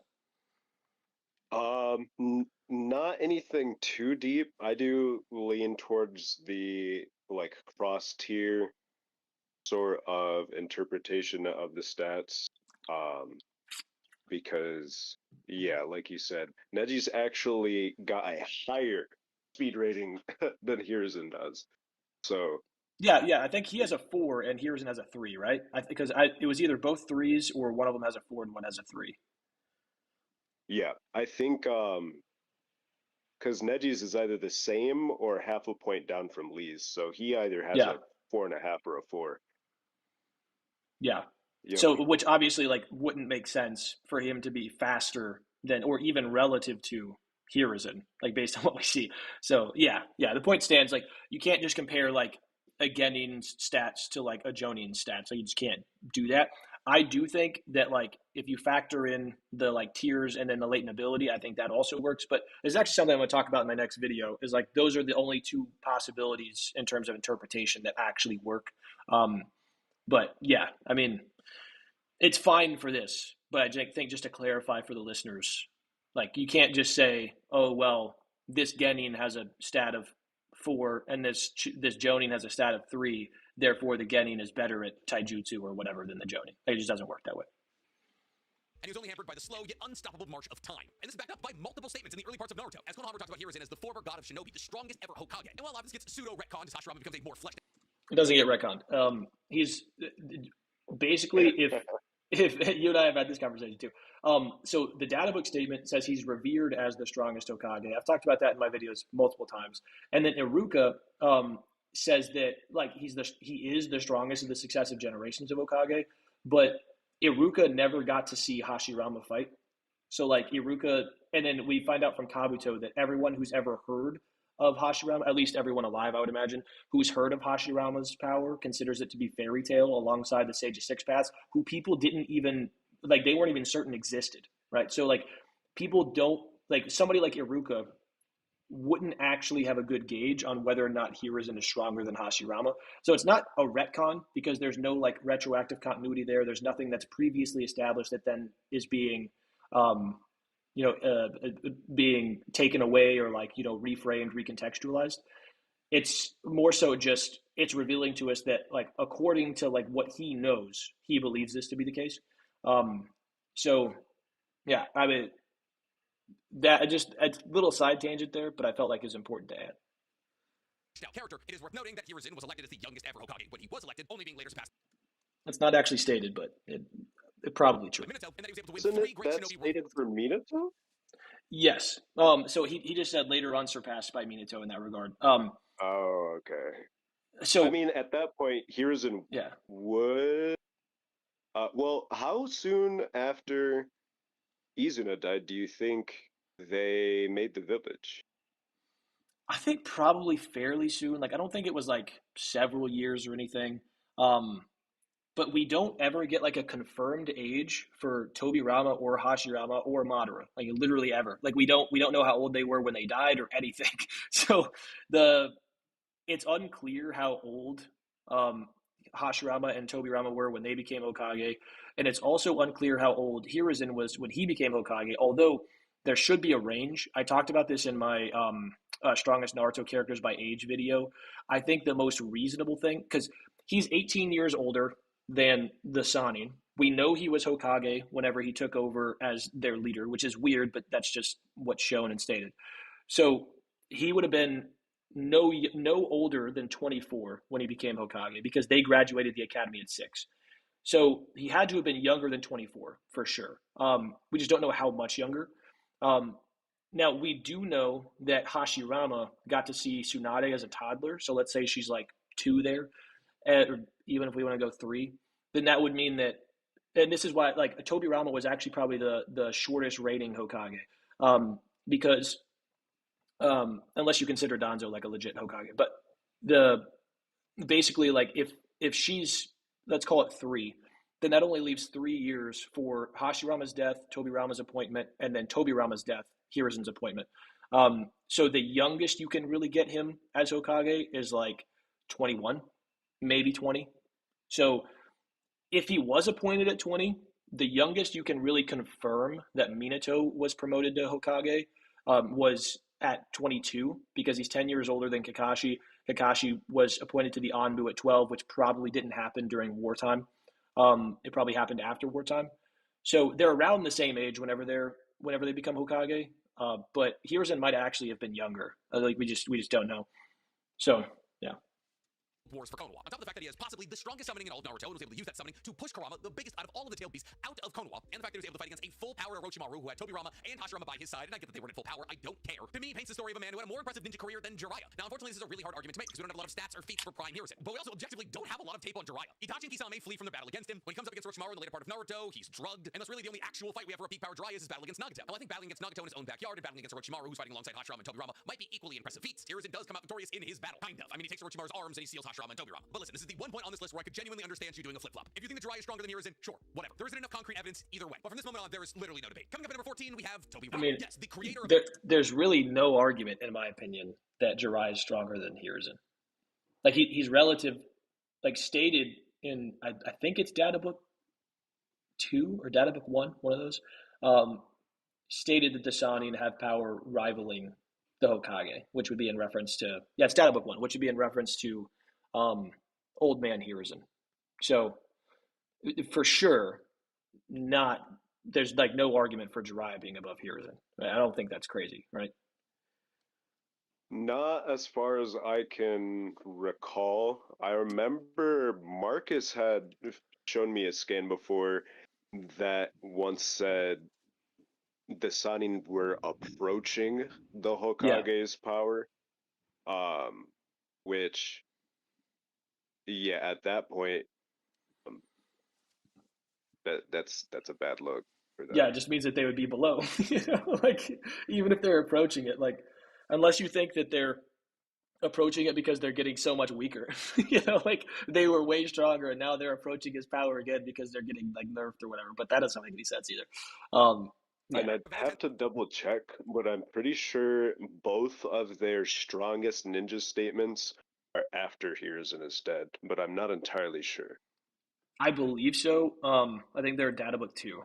So yeah, I think you're correct. It's like Data Book 2 and Fan Book 1. Yeah, and Fan Book 1 covers up to the end of that fight. It's weird because like Data Book 1 covers up to 119, which is the beginning of the Hiruzen Oro fight, and then Fan Book 1 I think covers up to like 129 or something. So it's like very close, but you get a little bit more, or maybe like 139. So you get a little bit more coverage in there, but nothing too crazy. Shadow Clone and Flying Raijin is at number 14. And listen, while Tobirama is one of the most impressive ninja of all time, and probably the greatest Hokage of all time, and a lot of ninja on this list wouldn't have been nearly as powerful as they were without his inventions, unfortunately the story of Tobirama is that of an inventor, not a perfecter. See, yes, Tobirama did create Shadow Clones, but he's not the best user of them, as the most Shadow Clones that we ever saw Tobirama generate was 3, a feat that pretty much any bro, in a barrier that's specifically stated to make it to where they can't make as many clones as normal. He literally says right in that moment, he says, I can only make 2 shadow clones in here. Pathetic. One thing I like to point out to people is that, well, Hashirama only made 5 compared to Madara's 25. And I think one of them is probably that if either's better, it's Hashirama at that jutsu. So if that barrier is nerfing Hashirama by at least 5x, then like the minimum for Tobirama is 10, and that's if you think that his chakra, he doesn't have enough chakra or skill to just pump out a bunch more, like Kakashi even did. Well, and to kind of bolster your point, there's a statement that says every jutsu Hashirama used, he was in a class of his own, which would mean that he's better at the Shadow Clone Jutsu and the Wood Clone Jutsu than Madara. Like, it just has to be the case. So I think that, like, the fact that they were nerfed to that degree, it says a lot. It also calls into question, which you and I have talked about, the close to our former power or closer to our former power. which I know you hate. Meta shift. The most annoying question mark on this planet. Yeah, which for the audience, what we're talking about is basically whenever Tobirama says we've been brought back close to our former power, what it probably actually says is closer to our former power in comparison to the first time they were revived. So it doesn't actually mean that they're like relative to their like prime selves. It just means that they were brought back closer than they were before. So super interesting. But yeah, let's keep it going. Any high-level Jonin can pull off in a feet that Naruto blows out of the water. On top of this, Tobirama was able to use his flying Raijin to do things like his flying Raijin slash, which was able to cut down Madara's brother Izuna. Minato took the flying Raijin and ran with it, using it in a myriad of ways I don't think Tobirama probably ever would have thought of. And lastly, while Tobirama did create Edo Tensei, he also just brought back fodder ninjas and then had them explode themselves as their bodies were made of paper bombs, which is very powerful as it just creates a perpetual, endless explosion that's very good on battlefields, I'm sure. Well, Kabuto and Orochimaru are probably better with Edo Tensei than Tobirama, and that's what it comes down to. Kabuto, sure. I don't know about Oro. But yeah, it is what it is. The three things that Tobirama is known for, other people are known for being better at, but that doesn't mean that he doesn't belong on this list. Now, unfortunately, we also don't have a ton of. Well, it's also like though, like, and I'm not even a Tobirama guy, but like, he's way faster than them. Like he's like, you know, like yeah. Even if Oro and Kabuto are better at the reanimation, like he's way faster than them. Like Yeah. and he has FTG. The thing that I try, you've heard me talk about it several times. For like easy vibe check for where Tobirama should belong, especially in relation to Hiruzen, I'm almost afraid of who comes immediately after Tobirama. Yeah. It's like the reaction he gets out of Sasuke. They're Like, pretty crazy. yeah, Orochimaru is better with Edo Tensei, but he's far outclassed. Kid Naruto is better with Shadow Clones, but he's getting beat up by Chunin at that point. Like it's not the most relevant. Totally agree. Marco asked. Oh no, I'm sorry. Andre asked, Sage, do you consider Edo Hiruzen to just be not mentally nerfed old Hiruzen? I think not mentally nerfed for sure. But I also think probably like with Itachi, it seems that the like illness that he was suffering from and the blindness he was suffering from are no longer affecting him. So I think like maybe some of the like old man ailment shit is also kind of taken out of the equation. So I think it's kind of hard to say whether or not he's at that level. I think his feats, because think about it this way, he's like pretty much relative to Oro in their fight. I think he's slightly above, but pretty much relative to him. And then in the war arc, after gaining a Zetsu body, which should grant him like better chakra, better stamina, like everybody who gain, because Zetsu bodies are made of Hashirama cells. Anybody who gains Hashirama cells gets like way stronger, right? Just consistently. So I think that Oro should be way stronger than he was during the fight against Hiruzen. And then Oro's like snake jutsu moves like relative to Hashirama's like physical, or not Hashirama, Hiruzen's physical speed. Like we see that whenever they're in the war together. So I think that like that Hiruzen is probably like much stronger than he was during the battle against Oro, but it's kind of hard to say like by what degree. So yeah. One thing Alask pointed out to me at some point was that Oro fight Hiruzen is apparently consistently drawn with more of those dark spots on his face and head than Edo Hiruzen is. Yeah. So either it's like it is like a straight up health boost, or he may have even been similar to Madara, brought back a little younger. Yeah.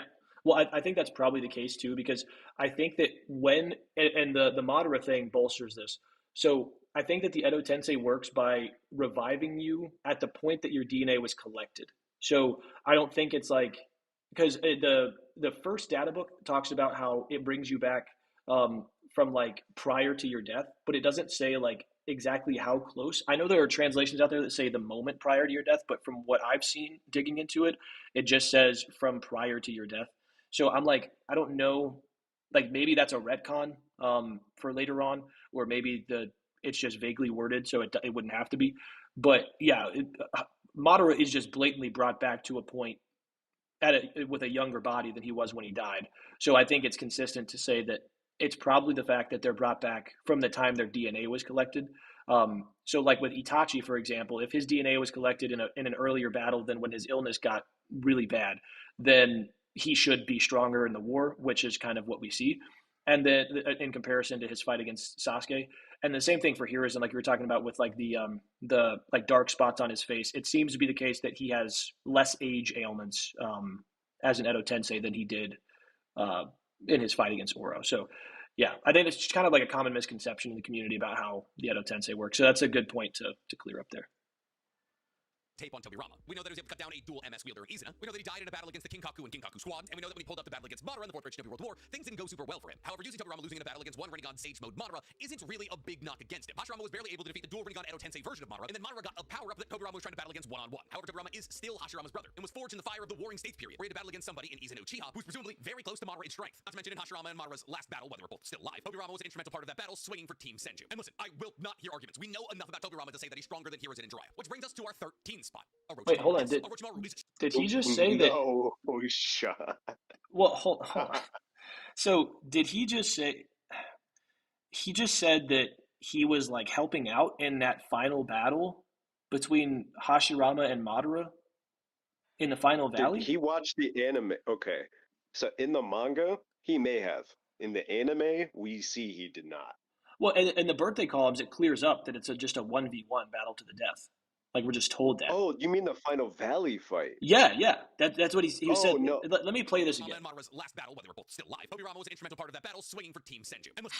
Yeah, he said in their last battle heck, when they were alive, he was an instrumental. I mean, maybe that's in the anime, but it's for sure not in the manga. And then the birthday columns clear that up too. It is nowhere in the anime. The only, no. Yeah, well, he might just be getting those two things mixed up. Listen, I will not hear arguments. We know enough about Tobirama to say that he's stronger than Hiruzen and Jiraiya. Which brings us to our... How do we know that he's stronger than Prime Hiruzen? No, I don't think he's talking about Prime. He can't be talking about Prime Hiruzen. Can't be. But he brought it up, though. No. He brought up, like, it's kind of ambiguous. We don't really know, like, how strong he was in his prime, but we know that he was, like, super strong. So it's like, it seems like he's talking about Prime Hiruzen. Wait. Yeah. You can't put Tobirama above Prime Hiruzen. I hope he doesn't think he's talking about Prime Hiruzen. I think he was, bro. And then Oro above. Now, this might be their list. It might be his. I'm not sure. Not clear on it. But Oro above Tobirama. Let's see. Our 13th spot, Orochimaru. Yes, Orochimaru is stronger than anybody else on this list, at least up until this point. Okay. Orochimaru is stronger than Tobirama. You heard it here first. And Prime Hiruzen. Jesus Christ. Now, if he brings up the Zetsu body, I'm fine with Oro being above like Tsunade and Jiraiya. I think that's okay. But putting him above Hiruzen, like Prime, can't do that. And then putting him above Tobirama, can't do that. I mean, maybe you could say like he's ambiguously above those guys with that, but it would be like so headcanon-y because you would be saying like by getting the because he should be massively below Prime Hiruzen and Tobirama.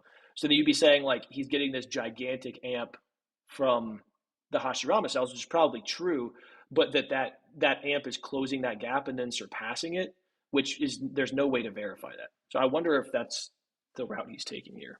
After all, let's not forget that the reason that half the people we're going to talk about today were able to fight in the 4th Great Shinobi World War is because of Orochimaru. Orochimaru has a myriad of impressive feats. Not a lot of them happen in the 4th Great Shinobi World War. Like, yes, is Orochimaru responsible for bringing the 4 Kage to the war? Absolutely. But after that, they don't do that much. However, the sheer fact that Orochimaru was able to summon the 4 Hokage, and the fact that with their new and improved mind tags, they can feasibly control all 4 of them, that alone makes Orochimaru a genuine threat who could maybe be higher on this list if Tobirama... Oh, okay. So is he saying like with them in his arsenal? Oh my lord. Okay, so... Bro, if you take Orochimaru with the 4 Edo Hokage in his arsenal as weapons, I mean, really, you'd have 3 because Hashirama can break it. But even just those 3, bro, he would be way higher on the list. We're not even sure if he can make Tobirama do anything other than sit still or anything to KCM Minato, like being as nice as I'm willing to be to Minato. We just wouldn't be able to say at that point, like, is he going to be able to do anything other than make him sit still, if that at all? Right. Well, and under your interpretation too, like, and I think a lot of people have this opinion, like Sage Naruto would be above Sage Jiraiya, right? And then you have like Minato on that similar tier, right? Like if somebody is like trying to get Minato as low as they possibly can, he would be like ambiguously like just below Sage Naruto, which I mean, obviously I think he's way higher than that, but even if you're trying to like get him to as low as you can reasonably get him, it would be around that tier. So then you'd be talking about a dude who's got a guy, which, by the way, Jiraiya seems to like admit inferiority to Minato like several times. So you'd have a guy in Minato who's above Jiraiya. and then you'd have Orochimaru by himself, and then you'd have Tobirama and Hiruzen as Edos. He should be way higher if you're taking that into consideration and you're saying he can control them, which again, like you said, we don't know that he can actually control them, make them do anything but sit still. So, dude, this is weird, bro. Like, who's taking on this unit by themselves? Well, if he puts Hashirama any higher than this, when he has Hashirama and Ko below it, I'm gonna be flabbergasted at the thought process. Well, I'm wondering if he thinks that, like, if he's of the opinion that they're not actually brought back close, which I mean, I doubt that he's dug into the translations, but if he just thinks that like Hashirama's like massively nerfed here, then like maybe. But yeah, this is kind of a weird thing to go about, dude. I can't lie. I wonder if he's going to mention that he can't control Hashirama. Let's see. Probably didn't know a way to break out of Edo Tensei in the same way that Madara did, and the fact that it's heavily implied that Orochimaru wouldn't be able to control Hashirama at his true power. Outside of Tensei, we take into consideration the fact that Orochimaru was hunted by not only Konoha but also the Akatsuki for like a decade and a half, and survived all of it while making labs all across the world that they were able to do all of their experimentations on, really without being hindered. Battle against Naruto in his Four Tails mode without the usage of their arms, kill Hiruzen, and then end the story stronger than they ever were on account of their A, White Zetsu body, and B, the fact that they assimilated all the abilities of anybody they'd ever pulled into their circle, like Kabuto, including things like Jugo's nature energy attraction ability, Karin's life force, Suigetsu's pronoun. Yeah. identification technique, and so much more. Orochimaru, while not much of a combatant towards the end of Naruto, ends Naruto as one of the strongest characters in the universe. Oh, but Orochimaru was killed by Itachi and Sasuke, and they couldn't control Hashirama. Well, yeah, they were killed by Itachi and Sasuke, and without Sasuke bringing Orochimaru back with Anko's first mark, they probably would have been gone from the story forever. But all that happens... Dude, he's going to have Itachi above Tobirama. You know what? And Prime Hiruzen, bro. Oh, no. Before Orochimaru's White Zetsu body upgrade, which is a massive upgrade, as not only to give Orochimaru a perfect host, but also all the abilities that Kabuto stockpiled. But speaking of Kabuto, who could maybe be in consideration for being added to this list, but I would put him more in the low 20s, like 21 spot. Let's talk about at our 12 spot, the opposite. I fucking knew it. So here's the thing. With the argument he just made, he basically said, Oro, he can't control Hashirama, but he's got these other three. He said he's got these other three Edos under his control, and he's got the Hashirama amp, but Itachi's above him. And he's gonna say it's because he defeated him, despite the fact that that is an Oro without the Edo Hokage and without the Hashirama amp. Oh no. 21, the man who defeated Kabuto, Itachi. Now listen, I'm not being disingenuous when I say that the only person on this list thus far at their peak power that I think in a live Itachi would have been able to defeat in one-on-one combat would be Tsunade. And I think that would actually be a closer fight than a lot of you are willing to accept. However, when Itachi came back with that magical jutsu called Edo Tensai, his scaling changed. Okay. Wait, hold on. So he doesn't think Itachi can beat Jiraiya? Hold on, let me... he might take the...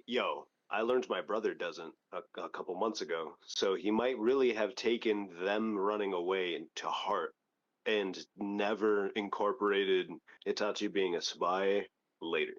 Good God. Let's see what he says. Now listen, I'm not being disingenuous when I say that the only person on this list thus far at their peak power that I think in a live Itachi would have been able to defeat in one-on-one combat would be Tsunade. And I think that would actually be a closer He doesn't think alive Itachi can beat Jiraiya? Good God. fight than a lot of you are willing to accept. However, when Itachi came back with that magical jutsu called Edo Tensai, his scaling changed substantially. Because not only was Itachi able to break himself out of the control of Kabuto using the Kodomatsukami of Shisui, but he was able to battle against the likes of an Edo Tensai Nagato as undoubtedly the most important person involved in that fight.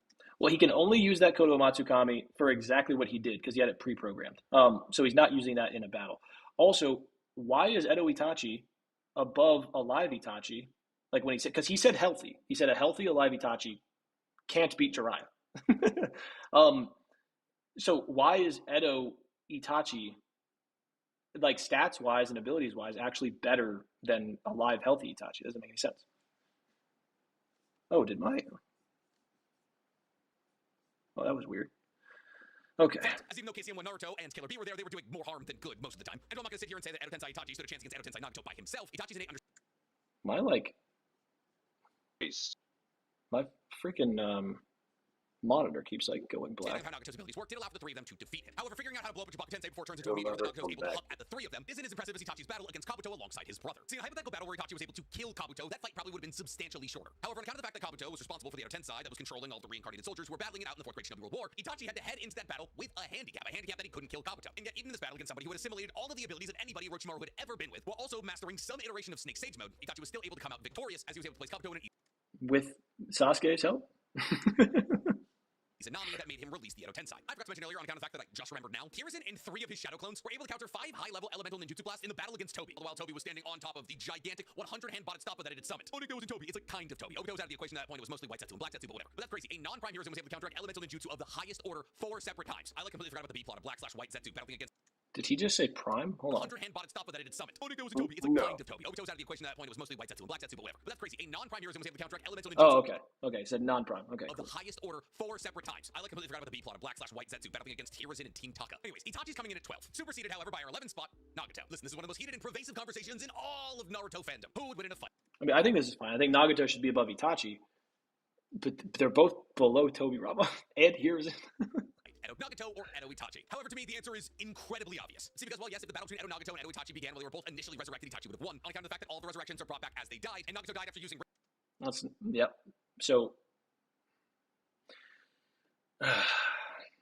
he thinks that Itachi can take down Orochimaru with White Zetsu body, plus, like, prime Minato, plus prime Tobirama, plus Hiruzen. He thinks Orochimaru can do that, but he thinks Itachi's beating Orochimaru. So not just Prime Minato. KCM. Oh my god, dude. Oh Yadamir, shit. Yadamir Jesus Christ. Matarazzo. Yeah, only viable through chapter 403, by the way. Does Minato have a Mangekyo Sharingan by any chance? No, I don't believe so. Jesus Christ. The entire population of Konoha therefore died incredibly weak and therefore was brought back incredibly weak. And that's why he was initially reincarnated. Itachi had to carry him around everywhere. When Nagato was eventually able to absorb Pale Beast Chakra from Naruto or Killer Bee, I don't remember which, he's able to return back to his peak physical form. And in this peak physical form... How do we know it's his peak physical form and not above it? I'm not going to say Nagato is imposing. However, he does have the mobility to keep up with the likes of KCM1 Naruto, Killer Bee using his Tail Beast transformation, and Itachi. On top of this, basically any and all ninjutsu are completely unusable against him, as he's either able to push them off himself using Almighty Push, or absorb them using his Rinnegan. And while eventually Nagato is able to be defeated by the combined force... He's for sure going to have Minato higher than this.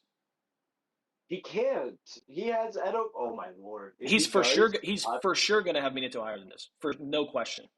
Despite the fact that he just said that they're brought back to the point from where they died. So he believes that they're like in like perfect condition. So like Minato would be like prime Minato. I guarantee you he has him higher than this. This is crazy. Oh, Malevolent Sponge said, Yellite ready for Minato over Oro plus Minato plus Hiruzen plus Tobirama. I guarantee you that's coming. I guarantee that's coming. Because he hasn't listed Minato yet, and he specifically was like dogging on Tobirama for being like lesser than Minato.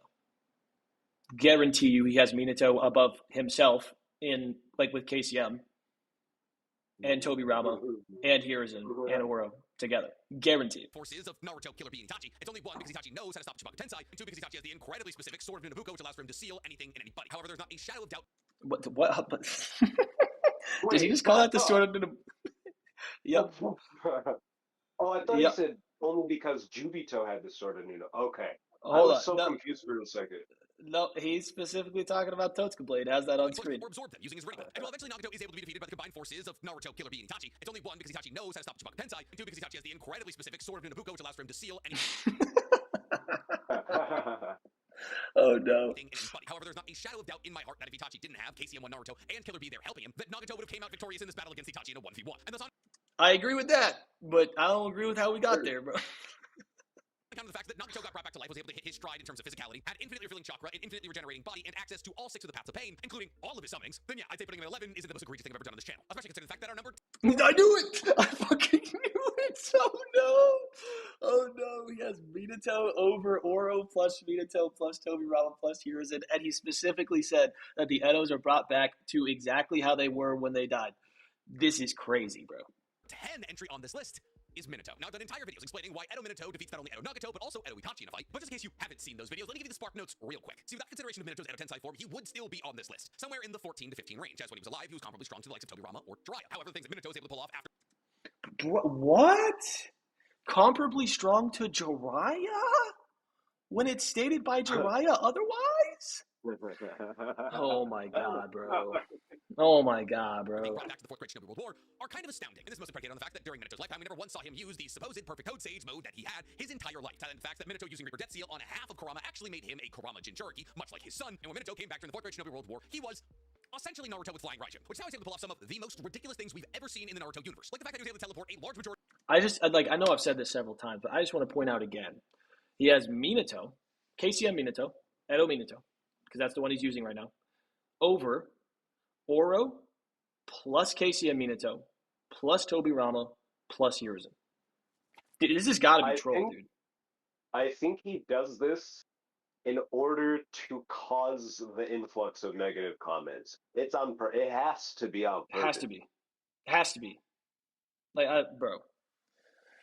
The Shinobi Alliance outside of the confines of the four-walled seal that the Ten Tails was inside of, as the Ten Tails would have to use a tailed beast bomb to clear out everybody inside of it. That means that Minato had to get himself to 1,000+ people in a couple of seconds and teleport them outside of the barrier, which is probably the most impressive speed feat in Naruto ever. On top of that, Minato was able to place himself in front of the true secret orbs of Madara in the Might Guy versus Madara fight, proving that Minato had the ability to react to a one Rinnegan Madara's attack speed, which is very easily light speed. And while Minato does kind of get dogged on over the course of the fourth great Shinobi World War, losing both of his arms, that only happens because he's constantly in battles against the likes of Jubito and Jubidara, who are using true secret orbs, something that nobody who doesn't have 6-pass senjutsu is able to stop. Tiles into the fact that Minato, while alive, was able to seal half of Kurama inside of a baby and then use Reaper Death Seal on the other half, all after defeating Yellow Mask Obito in one-on-one combat. And you have an absurdly powerful ninja. When you give that absurdly powerful ninja infinite chakra and infinitely regenerating body, KCM2 and Sage Mode, perfect Sage Mode that is, yeah, he's gonna get the 10 spot. However, unfortunately, Minato did come up short.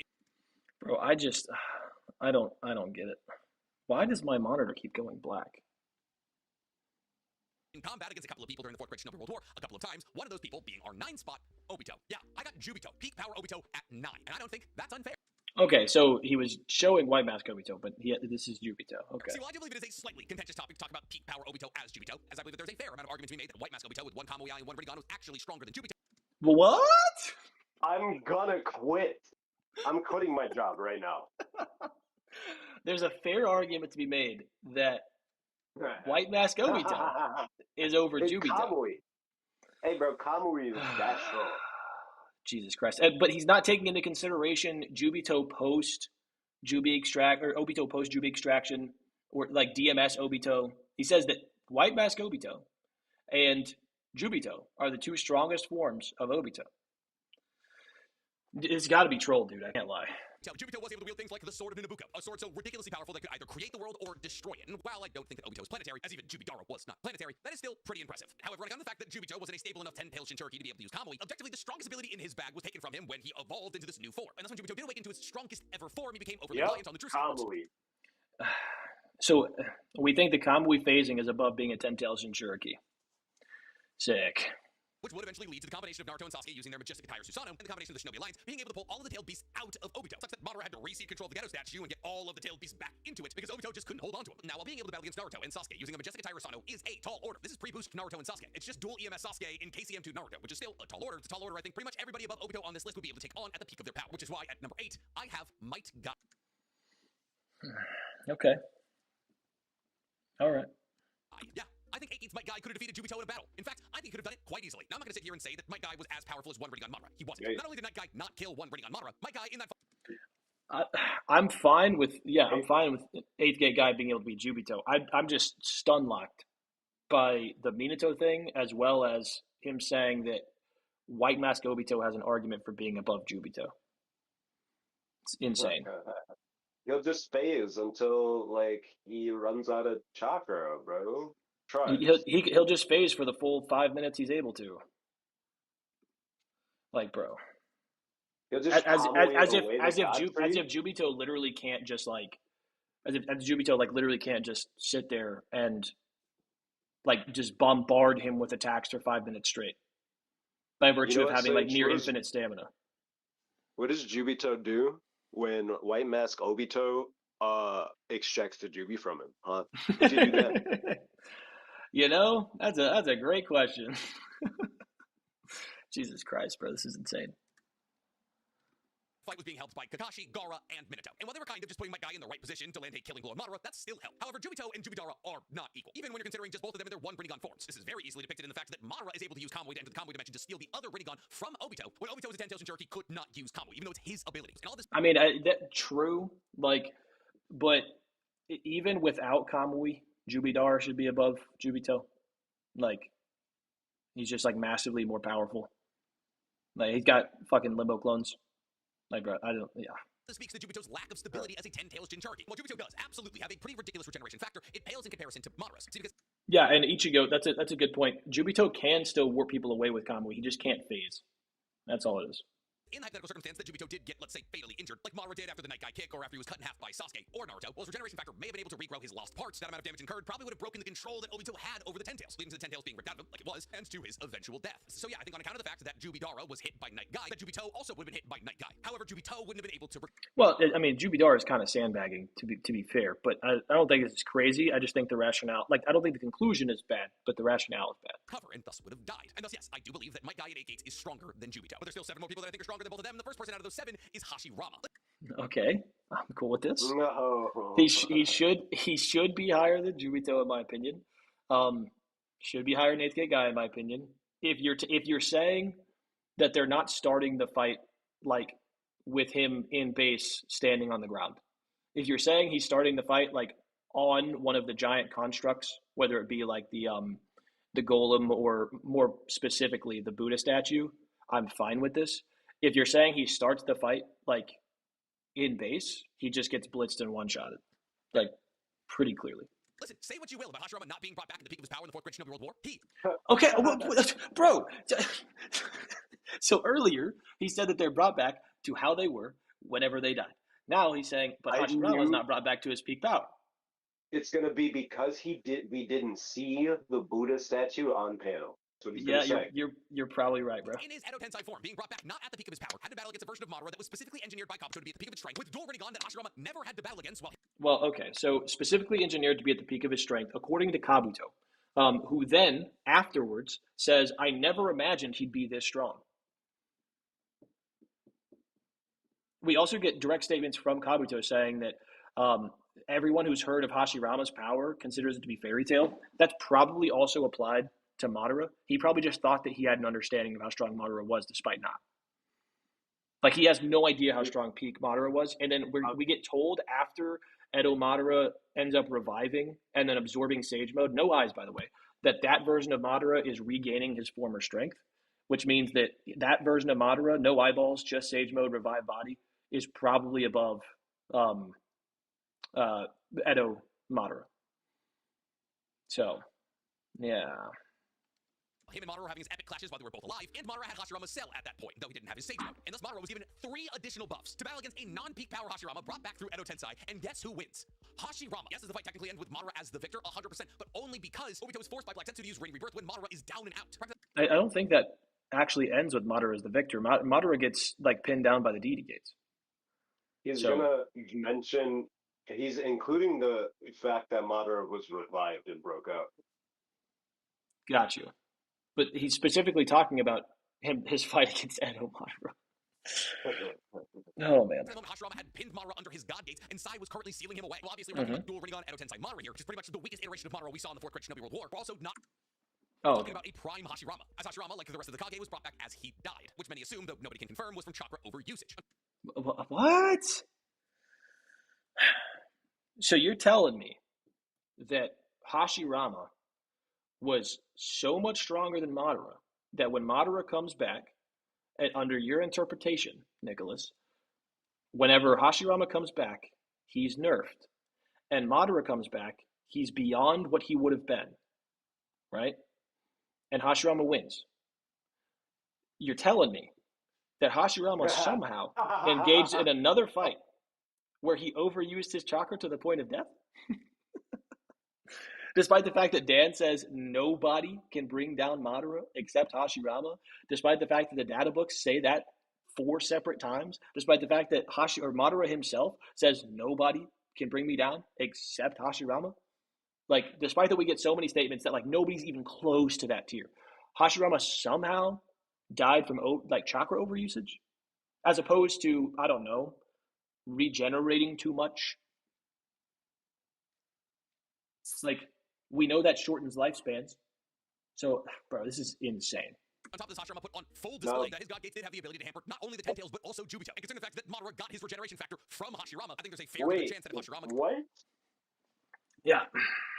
Mm-hmm. That was the first thing Jubito did. Was break them. Yep. We have Ay, ay, Sage. ay. Are they still debating in like 15 minutes? Yeah. Yusuke got back. He said yes, he's going to be good. Just waiting on Marcus. Marcus said he's going to be available as early as 7, so he might be a little bit behind. But I'm going to finish reacting to this video regardless, so it's all right. Moto, I'm going to turn you up just in case. Okay. Got hit by Night Guy, he would also survive. At least one would hope, because every time Mamoru comes face to face with either Sakura or Tsunade, all he talks about is how Hashirama's healing factor was better and required no hand signs. But enough about the strongest. Well, let's go based. He specifically says that his regen is better than Tsunade's prior to her using the mitotic regeneration, and then when she uses it, it's like basically the same. I will say there is a data book statement that says the regen is like in a class of its own. So like it should be beyond that, but like it's not like based on what we've seen that like his regen is like massively cliffing Tsunade's based on Hashirama or Madara's statement, right? This better be. Oh man. Hokage. Let's talk about the person often talked about as the weakest ever Hokage at number 6. Because at number 6 we got. What the fuck did he just say? He would also survive. At least one would hope, because every time Mamoru comes face to face with either Sakura or Tsunade, all he talks about is how Hashirama's healing factor was better and required no hand signs. But enough about the strongest Hokage. Let's talk about the person often talked about as the weakest ever Hokage at number.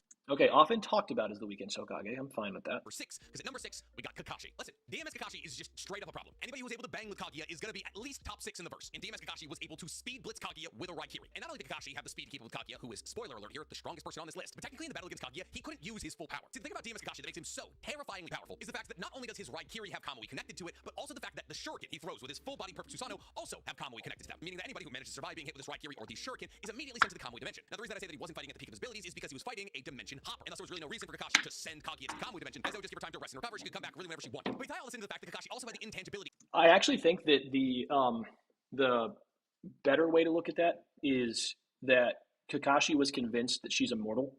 So he may not have been going for like actual killing blows. He was more so going for stuff to like chip away at her. So I think that's probably a better argument there. But I mean, I think it's fine. The Kamui that Obito had his entire life. And not only was Kakashi hurling school bus size Kamui laden shuriken, but he was also basically in. Oh no, this means he's gonna have Jubidara above DMS Kakashi. Oh no. Oh no. Oh no. Well, because there's 5 spots left. So Kaguya, Naruto, Sasuke, Jubidara, Sakura. Because I know he likes Sakura a lot. Sakura cannot be above this Kakashi. Cannot be above. She literally can do nothing to him. He's got to include Indra and Ajra if he's using all this anime content. Oh, dude. Oh, no. Well, that doesn't leave any room. Because there's, unless he does like a tie, there's Kaguya. And then he hasn't talked about Hagoromo either. There's Kaguya, Hagoromo, Naruto, Sasuke, Sakura. That's 5. Indra, Ashura, that's 7. Oh, yeah, then they must be. How many did you say were left? 5. This is number 6.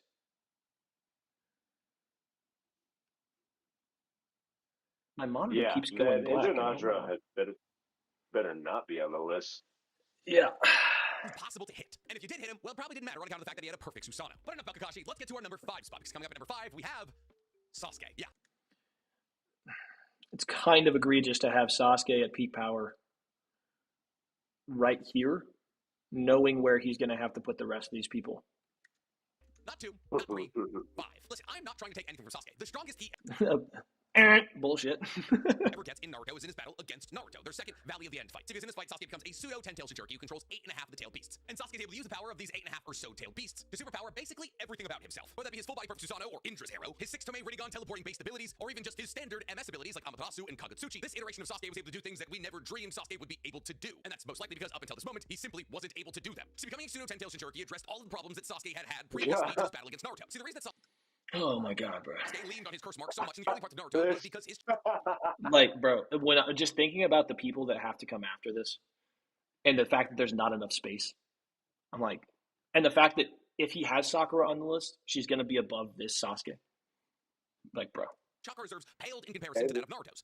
And Ashura and Indra would have to be above this Sasuke as well if they're included.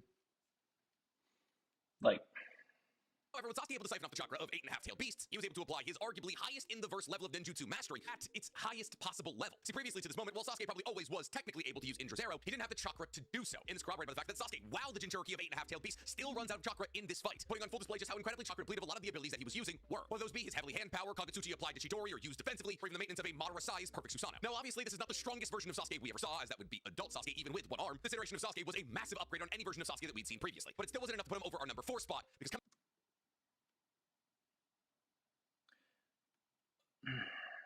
Yeah.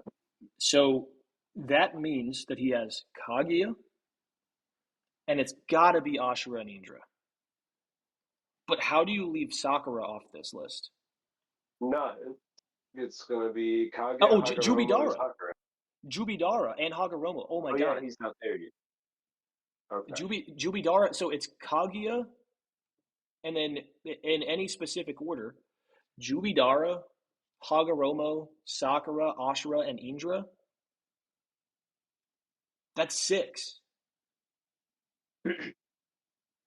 Bro, and there's only 3 spots left. coming in at number 4, we have Naruto. Yes, the main character does not finish this story as the strongest person in it. Unless, of course, you count episode 700 where Naruto's getting married, at which point he may be the strongest person in the verse, but that's technically blank period according to the manga. You don't see it in the manga. I mean, we do see the first chapter of Boruto in the manga, but whatever. We're doing end of the 4th Great Shinobi World War. Anyways, Naruto is in 4th, and we're obviously talking about Naruto's He said end of the 4th Great Shinobi World War. The war's over at this point in time, by the way.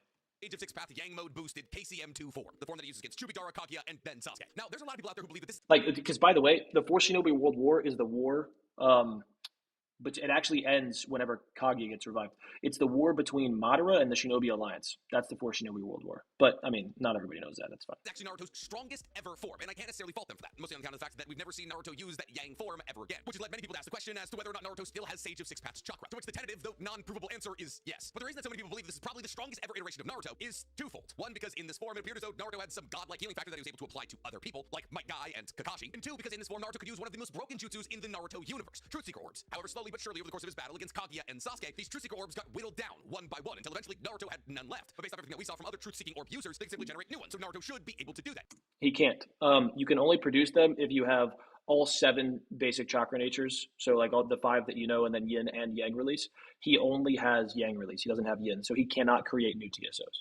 And yet he never has. Yeah. And these are the only moves that we never saw Naruto use again. As in Sasuke's battle, Naruto made 3 Karamas, jammed them all together, and made a 3-faced, 27-tailed, 6-armed Karama that threw 2 giant Rasen Shurikens. His 6-path Ultra Big Ball Rasen Shuriken, which we've never seen used again. His favorite War Arc move, the Tailed Beast Rasen Shuriken, combines the absolute destructive power of a Tailed Beast Ball with the cutting power of a Rasen Shuriken. Now, placing Naruto in this 4th spot is relatively obvious, because Naruto beats the version of Sasuke that we literally just talked about. And no, their fight was not a tie. Sasuke admits at the end of the fight that he lost. Naruto wasn't trying to kill Sasuke. Sasuke was trying to kill Naruto. Naruto forced a win state for him and not Sasuke. On top of that, Naruto comes out of that fight with 2 arms. Sasuke doesn't. So Naruto's gonna get our number 4 spot. But Nick, if Naruto and Sasuke are 5 and 4, who are your top 3? Well, rounding out that top 3 is going to be none other than the man who should have been the final boss of Naruto, Madara. Yes, I do believe Madara ended his story in Naruto stronger than Naruto. So it's going to be Hagoromo and then Kaguya, for sure.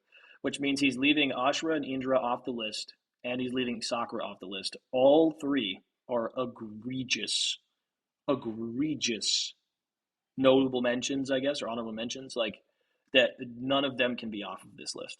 This is wild. Naruto or Sasuke ended theirs. Listen, the idea of this video was literally made off the fact that I wanted to figure out exactly how powerful 3 Rinnegan Madara was. And the conclusion to that video was insanely strong. See, not only do we have claims from people like Hagoromo saying that Madara was rapidly approaching his level of power, By the way, if you take that literally and you take it about power, I think it's more so about, I mean, you could say it's about power if it's like the ghost form.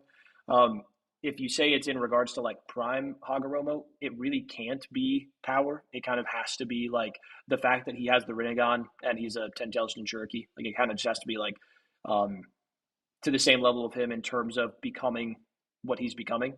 I think it's more so probably in reference to like Ghost Hashirama or Ghost Hagoromo, to be honest. But like, Why do you say that? because like so Hagoromo with Hamura are able to, pre-becoming a 10-tailed Jinchuriki, are able to fight Kaguya for an extended period of time. In the anime, it says it's a month. I mean, it doesn't say anything about it in the manga, but at least an extended period of time. And even if you're 2v1ing somebody, in order for you to be able to do that and successfully defeat them the way that they did, which is like using that seal on her, like tagging her simultaneously, you kind of have to have some level of relativity.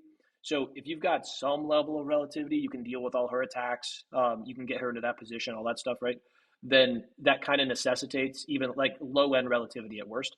Then he goes on to become the Ten Tails Jinchuriki. The Ten Tails is stated to be like all of her chakra, and then separates it from the Geto Mazo, which is called the chakraless husk of the Ten Tails. So he takes all of her chakra and then puts the Geto Mazo in the moon. So if he's low end relative to her there, then he kind of has to be like above her, to be honest, once he becomes a Ten Tails Jinchuriki.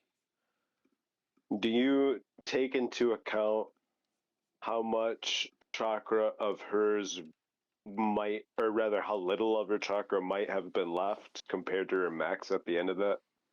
I mean, I don't really think it necessarily matters, because I think that like at worst you would say it's like a Ten Tails level of like what we saw in the war, right? Because that's like a baby Ten Tails, right? And so if you're low end relative to somebody and then you gain that Ten Tails amp, you should be like at least on their level or like relative to them, I think. Because if she's just like a Ten Tails gap above him, it makes no sense for them to survive in that fight. Like, it's just zero sense. So I personally think that like Prime Hog, and then by the way, he also then whenever he gets the chakra illness, he journeys around, goes to the land of Ridaku, and then encounters the like particles that he gets, like the celestial particles, and those are stated to have given him like an immense power as well. So he gets another power up on top of that. So Prime What the Hagoromo, heck, bro? yeah, Prime Hagoromo should, in my opinion, just be above Kaguya.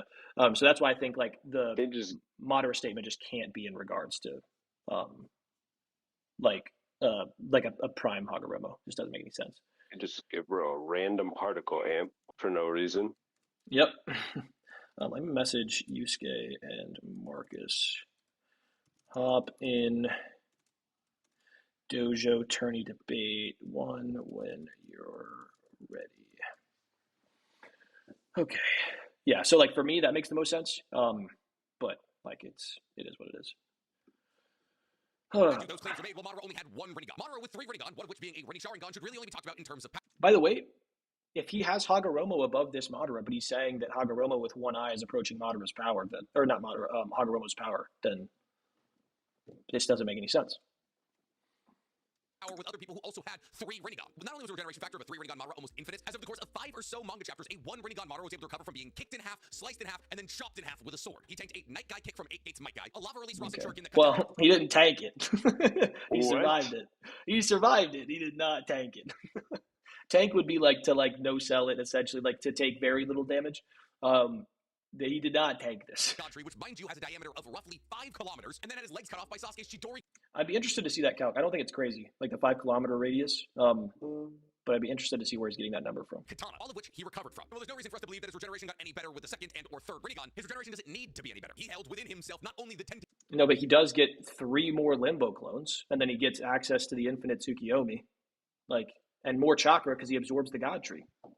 But also the God Tree in its entirety. His Shibaku Tensei summons 23 meteors, effortlessly, all of which are calculated to be somewhere between 10 and 15 kilometers across. And if Naruto and Sasuke hadn't stopped those meteors, everybody in the Shinobi Alliance and the majority of the people on Naruto's continent would have died. And while it seemed as though both Naruto and Sasuke were able to counteract anything that 3 Rinnegan Madara threw at them, as they were able to counteract the Shibaku Tensei and outlast the infinite Tsukiyomi using Sasuke's Susanoo, while also being able to come into contact with the Tsukuyomi orbs wielded by Jubidara, I don't think Naruto or Sasuke in a 1v1 with 3 Rinnegan Jubidara would be able to come out victorious. I mean, I think that's fine for the versions of Naruto and Sasuke we see in the war. Post-war, like Final Valley, I don't know. Like, I think it's an okay take. Like, I don't think it's crazy to say that. But the fact that he's going to have Hagoromo above this with his rationale is kind of crazy. A lot of the successes of late-game Naruto are unless he brings up the ghost form stuff, and then that's fine. But he's still leaving off Sakura, Ashura, and Indra. on the fact that all of Team 7 is fighting alongside each other. If we use just Sasuke's end of Shippuden form, which technically is not possible if he's fighting against Jubidara, as a possible way to counteract the strength of Jubidara, even this impossible matchup doesn't seem all that advantageous for Sasuke. See, both Sasuke and Madara would be entering this fight as 10 Tails Jinchuriki. However, Madara is a real 10 Tails Jinchuriki, which means he gets access to things like the Truth Seeker orbs. He also absorbed the entirety of the God Tree, which is a massive boost to his regeneration. I mean, I'm not going to lie, the Sasuke Susanoo is like a real 10 Tails Jinchuriki. It's stated to be the exact opposite of what Hagoromo did. And then it's also stated that he's pulling all of the chakra from them for that. So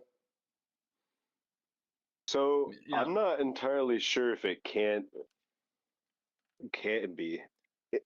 It can't even be really close, I wouldn't think. Because usually at least for Kurama, when they get like super chakra depleted, they start to wither. Well, they're inside of the... Oh, he has no access, heard. Gotta give him a roll. here. Okay, UCA, you should be good now, bro. Yeah, but they're inside of the Chibaku Tensei. I don't think we see them after they get their chakra At taken. the end. Like when they Yeah. come out of the orbs?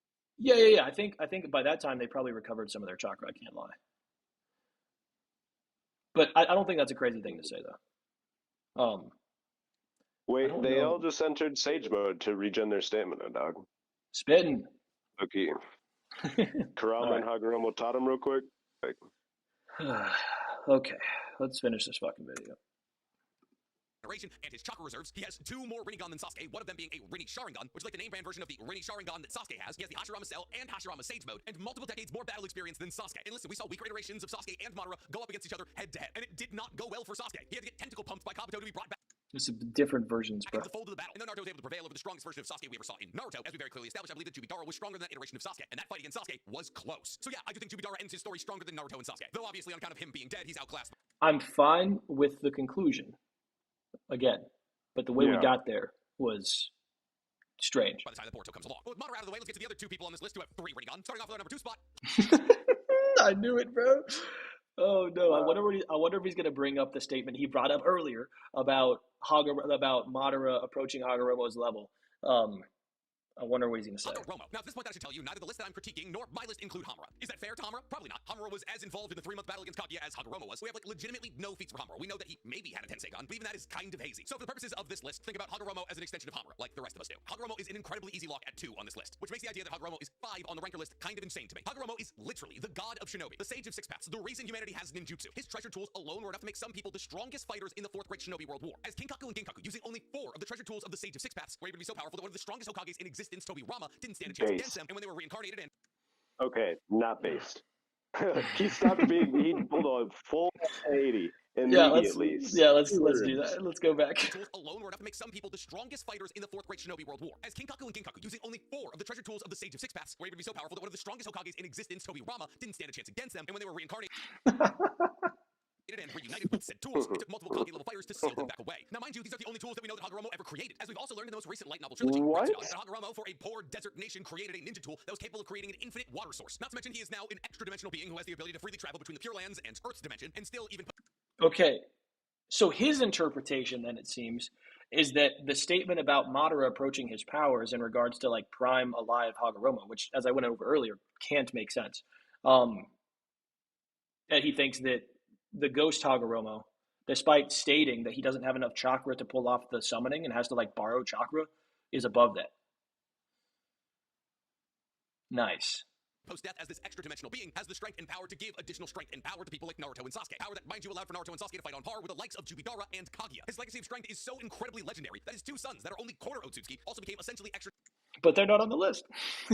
dimensional beings as their vestiges were passed down through generations. He had an over 1 kilometer tall Susanoo, compared to the other biggest Susanoo we've ever seen, which is Madara's, which clocks in at about 330 meters, that was able to stand equal in height to that of the Ten Tails. It was a 10 Tails Jinchuriki with creation of all things jutsu, which essentially gave him lifelong and permanent Izanagi, meaning anything he wanted to be reality simply could be if he had enough power to do so. And he was the wielder of the sword of the Nabuka, which he could use at the fullest of its power. That is to say that he could use to either make the world or break the world. He, in the era of Naruto, is the first planetary threat we ever came across. And while he said Madara was approaching his level of power, we never know if he truly fully got to it. Him being placed lower than Madara, Sasuke, and Naruto is insane. He literally split his power in half to Naruto and Sasuke. He gave Sasuke his yin release and Naruto his yang release. He had both. That's just bad math from everybody who voted. But he's not our number 1 pick. But before we get to our number 1 pick, I want to go over all the points at which I've disagreed with this list, so I can give you my list in comparison to what appears to be the community's list. So in review, the ranker list had A at 18. I had Tsunade. At 17, the ranker list had Tsunade. I had Inoki. 16, they had Gaara. I put Jiraiya. 15, they put Orochimaru. I put Hiruzen. At 14, oh my god, it's so bad. The list agreed, which is actually very rare here, as we both put Tobirama. At 13, the list put Jiraiya. I put Orochimaru. The Grand Yada commented, is Hagoromo's Susanoo canon? No. It's never showed in canon, not one time. I love how he just gave Madara's Susanoo a cannon height of 330 meters. Like, didn't elaborate on that any further. Yeah. And also said that the Hagoromo's Susanoo was a kilometer high because it was as big as the Ten Tails. I don't know where that calc's coming from. I don't think it's like, I'm not going to say it's not. For the Ten Tails is crazy. Well, yeah, is it like, crazy? Like I'm thinking, I'm like, I don't know that that's true. Well, he seems to be using some inflated numbers. So even a kilometer high for the Ten Tails seems kind of low Actually, if you think of I was gonna Susanoo say, because 300 when I meters. think about it, the Ten-Tails kind of dwarfs like the 20-meter tall Biju, like very badly. Like can flick them almost. Yeah, but is he like 500 times larger though? I That's don't it. know. I would have to go look at. I'm gonna go look at them. I'm I'm sorry not. to sidetrack. I'm not. No, you're good. I'm not mad at it. It, Like it doesn't he's matter to me. probably But using the calcs that put the Biju at 200 meters instead of 20. yeah, that's got to be it. Okay. At 12, the list put Kakashi. I put Itachi. At 11, the list put Mike Guy. I put Nagato. At 10, the list put Pain, which I thought was interesting. I put Minato. At 9, the list put Minato. I put Obito. At 8, the list put a bafflingly high Itachi. I put Mike Guy. At 7, the list put Obito. I put Hashirama. At 6, the list did put Hashirama above Obito, which was good, but I put Kakashi. At 5, the list put Hagoromo, which is the worst pick on this entire list. I put Sasuke. At 4, the list put Madara. I put Naruto. At 3, the list placed Sasuke. I said Madara. And at 2, the list said Naruto, and I said Hagoromo. But for only the second time in this entire list, at the number 1 spot, me and the list agree. Kaguya, obviously. If you guys, the Naruto community, were able to figure out who the strongest person in Naruto's timeline was, I was going to be severely disappointed. I mean, I'm severely disappointed by the list already, but I would have been even more severely disappointed. Kaguya is the mother of all chakra, the first Otsutsuki we ever saw, a wielder of the Ready Sharingan, one of the 2 users of infinite Tsukiyomi ever, one of, if not the most powerful dimensional hopper we've ever seen, even amongst the Otsutsuki. As was she, like all other Otsutsuki, had access to Yamatsuki Hirasaka. She also had the ability to rip parts of dimensions to her current location. She had multiple Kekkei Toda, like her expansive True Secret Orbs or her Ash All-Killing Bone. She was able to battle against a DMS Obito, a DMS Kakashi, all of Team 7 with their amps, and only lost because Naruto and Sasuke were able to touch her simultaneously. An objectively kind of bullshit win state for being real, and yet with all this taken into consideration, she pushed the strongest ever version of Team 7 to their absolute breaking point, requiring things like Obito giving up his life to make sure that Team 7 could fight. Yeah. By the way, DMS Obito's not on this list. Sakura's not on the list. Ashura's not on the list, and Indra's not on the list. And then we have Minato. We have KCM Minato above Orochimaru with KCM Minato and Edo Tobirama and Edo Hiruzen together. We have KCM Minato above that. Yeah. Fight on. She was so powerful that she was legitimately planning for a. Okay. Well, that's pretty much it. Yeah. Let's. Wow. Let's do this. Let's go back here. I'm gonna go ahead and change this image to what the image is supposed to be. Is Marcus here yet, or no? No, somebody at him. I pinged him just a minute ago. I figured he'd be running just a little bit late because he said he can be there as early as 7. But yeah, here let me stop streaming here. That was more up that was diabolical. As the backup fighter. And I think he kind of underplayed Kaguya too, because he said pet of dimensions. Yeah. It's probably the whole thing. Yep. Unless like you get into some weird space-time topology that technically does make sense, but would be like so unlikely for that to be what the author has in mind. Yep. Well, that was interesting. How do we feel about it, guys? So wait, what was your argument about it having to refer to dead Hagoromo? So basically so Hagoromo and Hamura fight Kaguya for like some extended amount of time. In the anime it says 3 months, but we don't get like a time frame in the manga. But basically they fight her for an extended period of time, and then so they have to like be able to deal with her attacks in some capacity. They then have to be able to tag her because they tag her with the seal with no outside interference. So because they're not like a DMS Kakashi there or anything, right? So in order for that to be the case, they kind of have to be like low end relative to her. Like it doesn't mean that they're like actually like, even close to being equals, but at least like low end rel, like not getting blitzed in one shot by her for sure. And then Hagoromo seals all of her chakra into himself, which at worst is like the 10 tails that we see in the war. So she's probably not 10 tails gapping Hagoromo if he's like able to survive that fight. So I think that should put him above her. But then beyond that, later on in the novels, he gets an additional amp by interacting with the polar particles. So he would be stronger than he was even then. So I think that should mean that he's above Kaguya, like at his peak power while alive. So I think that if you do think that the Jubidara statement is about like power in regards to Hagoromo saying he's getting like close to my level as opposed to like the abilities he's gaining or whatever, then it can only be in reference to like Ghost Hagoromo, or like maybe like Hagoromo pre getting the 10 tails, which doesn't make sense to me. Do you think the Biju got stronger when they grew up? like when they weren't babies anymore. Yes, you retard. What? Damn. I mean, well, No, Mono. maybe I would say yeah, I would say probably, but like Why I'm so not sure. aggressive? I would say probably, So but the reason why I think, well, I mean, go ahead. intuitively they probably did for me, but the way because I picture him absorbing Kaguya's chakra, kind of like, well, him and Hamura are relative to them. I'm gonna guess her chakra potency isn't much above theirs, if at all. Yeah. So I don't think that like the potency would be an and. Yeah, because they'd And all if have it's six paths chakra. Yeah. right, Do you think the physics, and like after, they're all gonna be like quote fatigued by who knows how much at the end of that. And like the 10 tails that he would get from Kaguya at that point, if it was like only capable of making the baby Bijou as opposed to the later one, I wonder about I'm not like, sure. the Well, power Low key because though, it seems like it's just like, why would they get stronger? Like maybe they yeah, just grew up. yeah, that's that, kind of what I was going to go into because especially when we look at like Himawari and during Boruto, like she's able to pull off like the same shit essentially, like in terms of forming a bijou bomb, and like that bijou bomb can like stop one of Jura's attacks. So like I don't feel like the baby forms of them should really be like nerfed versions. Um, I mean, maybe they get stronger with time, and that would well, do something with the calculus there. oh, But it, wouldn't people learning ninjutsu and IE learning to mold chakra increase the amount of chakra of the total amount of chakra on the planet? I mean, yeah, I would say so.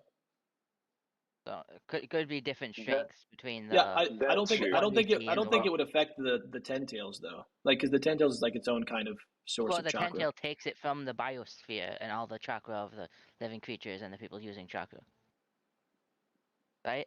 You talking That's about right. with the god tree? Yeah, and that the Gaji turns into the Tentails. Yeah, yeah. Okay, I see what you're talking about. So are you basically It's saying the that other like way the around. Kaguya? Yeah, I was gonna say I didn't think that was necessarily the case. Because Well, the Kage we see 100% absorb the So power of the whole yeah, planet, right? so yeah, Kaguya's would have taken it from the whole planet, and then she like merged with the tree or whatever. With Madara, he absorbs that ten tails, and God Tree that maybe hadn't started taking chakra from people yet. And when she does that, that's when she gets the extra Kaguya, yeah. exponential buff, right? yeah. So the version of her that Pre uses that the Kage should be the Kage that scales. yeah. Oh, the So Bijou. so basically the whenever she uses the expansive true secret orb, she absorbs the chakra from the people in the infinite Tsukiyomi. So I think like that version of Kaguya can be above. I don't think that's like crazy, but I do think the fact that she says that she's like regaining her chakra and she refers to like all of the chakra as her own kind of leads me to believe that like all of that chakra is like something that would have been factored in her original form. Um, but yeah, it gets kind of weird at that point. I can't lie. Yeah. So for like all those I have a extra question. buffs, Hagurama gets after his Kaguya fight. Do you think that affects his physicals, or because like when we get that statement, we mostly see the physicals of that new Madara. Yeah. So we know that it affected his physicals in some way because he was like dying, and then he got the polar particle amp, and then like now it says that he gains like additional power from it, but he can also like function, right? So like in that way, like he gets like Was he dying restored because he was at hurt, or was he dying because he was old? it was because it's the same reason why Naruto develops the chakra illness in Naruto Retsuden. Oh, He basically like by having okay. Then wouldn't that not be an app? It would just be a wash because he's being nerfed by the chakra sickness, or I've got those when I come back in. say that one more time. I'm sorry. so like wouldn't the quote unquote particle amp just be a wash because he was currently weaker because of the chakra thingy, or did that nullify the chakra thing? It just Chakra it nullifies it and grants him power is what it says. Okay. So like basically that's what happens in Naruto as well. Like when Naruto gets the polar particles, like he's able to like use his chakra and shit again. But he doesn't. It's never stated with Naruto that he like gets additional power with it. He only gets like a small portion of the polar particles. He like it like barely touches them effectively. So it might not be an amp. It might just be a healing thing. It could be, Yo, but Sage. the fact that it says that it grants him like even more power, like to me that feels like it should be taking him beyond where he was at prior. But what's up, SB? When is Marcus gonna come in? It's a great question. He hasn't responded, so I really don't know. If anybody's friends with him, It's really bad news, but I told you so. He's a fucking drunk. You got it, bro. Where's the back? I said at least tell the backups. I didn't say like bring. Bro, them in, I was gonna say know, more, hey, you might... more not low key just be the backup for this, and I'm in whoever it. his I'm in opponent. it. I'm in the tournament. Yeah, already, Mort's in the I'm tournament. saying, Yeah. can't you just like switch debate, whoever son? his opponent is, like whoever his opponent is facing? If like Then it's Ood literally and- gonna derail. It messes up the topics, the structuring, and then like Ood and the other guy I'm debating have to debate someone else. Like it. Yeah. So. Well, and you were one of the backups. We had two more. Yusuke Trouble was already in. I thought there was. Yeah. Well, so after Trouble was put in, there were two more aside from SB. One of them was Yusuke, got him put in, and then so there's one more, and it's Spicy Boy is what he goes by, and he said that he has a prior engagement tonight. So. Looking like you're not having an opponent, brother. Maybe just doing an everyone thing. Be like, yo, maybe anyone down to spontaneously participate in this against Yusuke. Maybe you paperback scissors the judge, and if I'll, you win, you get to move on. I'll debate Yusuke. Your opponent. I'll debate Yusuke, and if he wait. What's wrong with you? Yo, I'll debate Yusuke, and if you guys think he does good enough, he gets to move up. Well, I'm fine. I'm fine no, with Mono. I would just love to hear you debate him in general. Like I'm fine with Mono like debating, but what I'm gonna do is I'm gonna send another ping in there for him, and tell him that like we basically I'm gonna give him like 10 more minutes, and then Mono, you're more than welcome to. What would what topic would you guys run theoretically? Oh my. Mono's one of the judges, bro. It's like a Mono, Tony. edit your PFP to put a fake mustache on it, and then change your name to like Bonoichi, and just say you Mono's evil twin brother. Yes, sir. This is like a fucking Joning participating in the tuning exams. Like, what are we doing? Like, this guy, like, damn, why are you underrating Yusuke? No, it's not just Yusuke. It's the whole tournament, bro. Monoichi's been like doing this forever, bro. Monoichi was my first ever debate on Discord.com, bro. Like, he's way too unked out for this shit. This dude is like way too unked out. He's like Hokage level, bro. He's like I need to hear the Mono debates. He got Mono's good, bro. Naruto, if he's not, that's why I respect his opinion. I'm gonna I gotta go take a piss and get some water really quick. So I'll be right back. You guys keep chilling. Feel free to chat with the audience if you guys want. And then if Marcus shows up, cool. If not, I'm totally fine with Mono subbing in. It doesn't matter to me. So I'll. I want a real debate, not a threshold test, bro. Like. Oh, I mean, it'll be a real debate. You're good. Bro, you literally said like, if you do good enough. Like... Well, I'm gonna say whoever wins. Like, here's the thing, Mono. If you decide to participate, then you got to be in it for the long haul. Or be a participant. Nah, that shit. I am way too busy for that. There's no what I could do is I could make like Mort said, I could make an everyone ping. Just be like, if anybody who's not in the tournament wants to be in it, speak now or forever hold your peace. You're too busy, Mono? Bro, there's no way. You can just join, bro. I'm telling you. He don't debate no more, man. He's retired, bro. He's a fucking Jody. You already. Yeah, it did that, all right. He has like competitive I discussions, but they're mostly troll. Like I haven't seen him like locked in a long time. It's I been want like to hear at it, least I'm since bro. not. Mono, I 2023, just have. do bro. it, bro. I have too much stuff I have to do to take the time to research and prepare arguments. Nah, bro, you don't gotta At least right research now. and prepare, bro. Next time, especially if it's bi-yearly, so that'd be like what in the fall, Bro, I or did like it late spring, on and 40 maybe. minutes notice, bro. You got it, bro. Yeah, bro say he busy. Every time I get on Rivals, he on Rivals. Like, bro play way more than me. Yo, if there's a Okay. different winner for both the Hey, I biannual did just hit tournaments, we should have GM3, them by debate the way. and then give them the title of that year's champ. Oh, you did, bro? Congrats, bro. Yeah. I know it's Be been right hard back, for yo. you.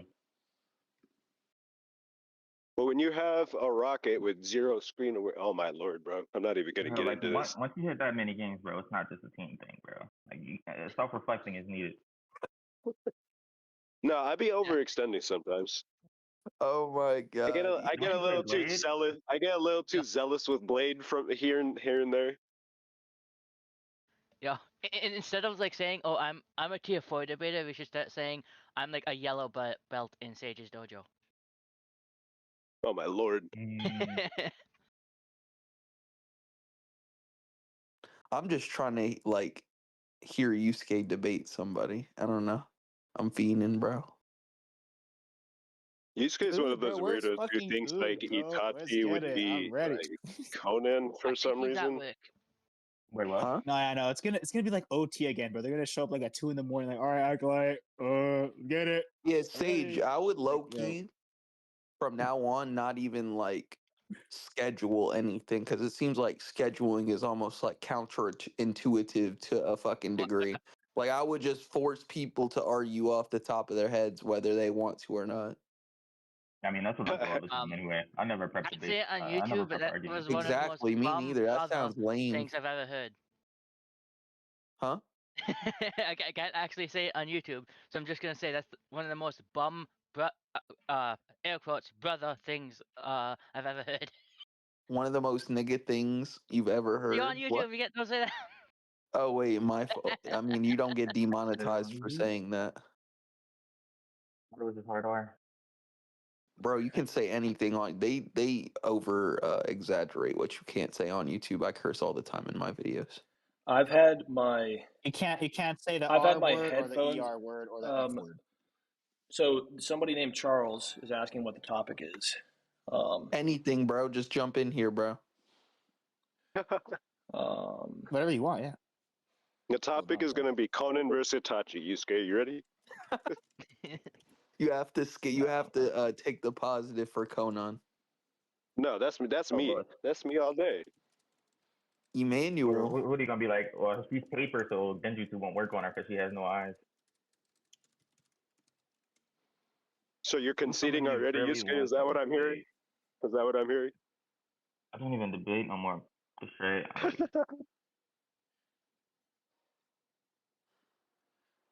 Charles said he's down. Let's go. Let's go. We ball.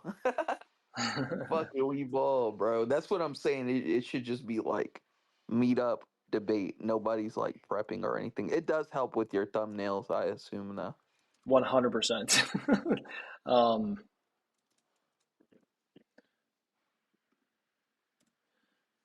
Okay. What was the topic of the thumbnail? Maybe you can get them to agree on it. It Yo, was. Charles, you got you yeah, got a there we tier go. list? Yeah, Charles the goat. I can't lie. Yo, sorry to the audience members for the confusion here. It sucks, but maybe it'll be better.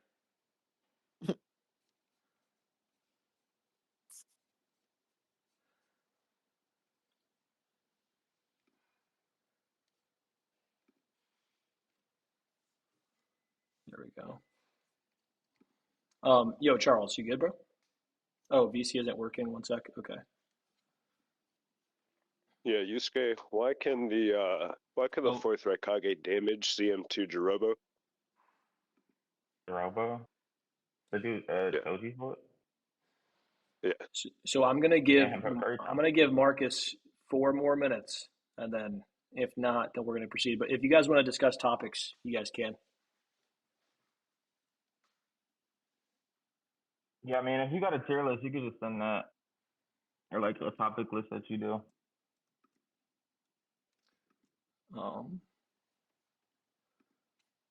It looks like he's having a hard time with his getting unmuted. If you're on a Windows laptop, you muted. might have the mute button on the computer. That happened to me a few times.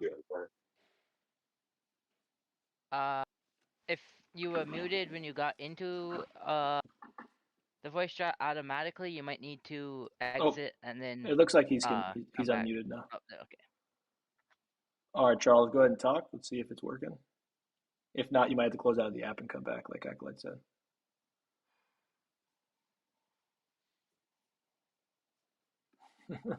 Where are y'all seeing him type at? He typed VC isn't working. 1 sec in the VC chat.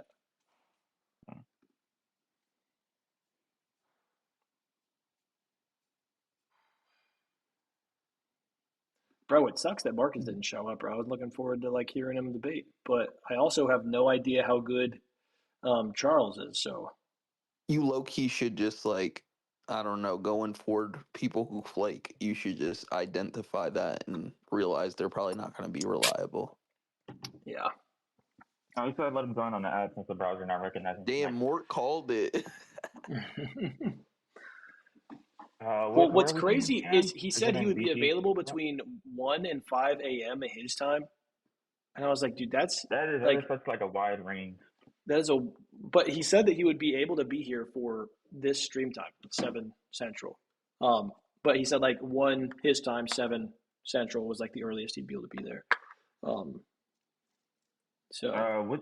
are we sending scans? Is it in VC chat? Yeah, just drop it in VC chat and we'll get that going. So what are the rules? If you go to under the Dojo Debate Tournament category, third one down is the rules. And you guys are good to discard any of those if you want to. It doesn't matter to me. So long as you don't get rid of some not saying certain things or whatever. But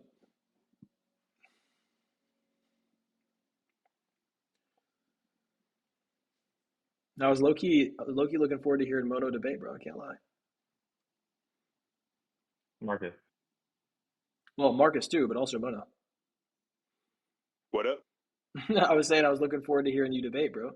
Stepping in.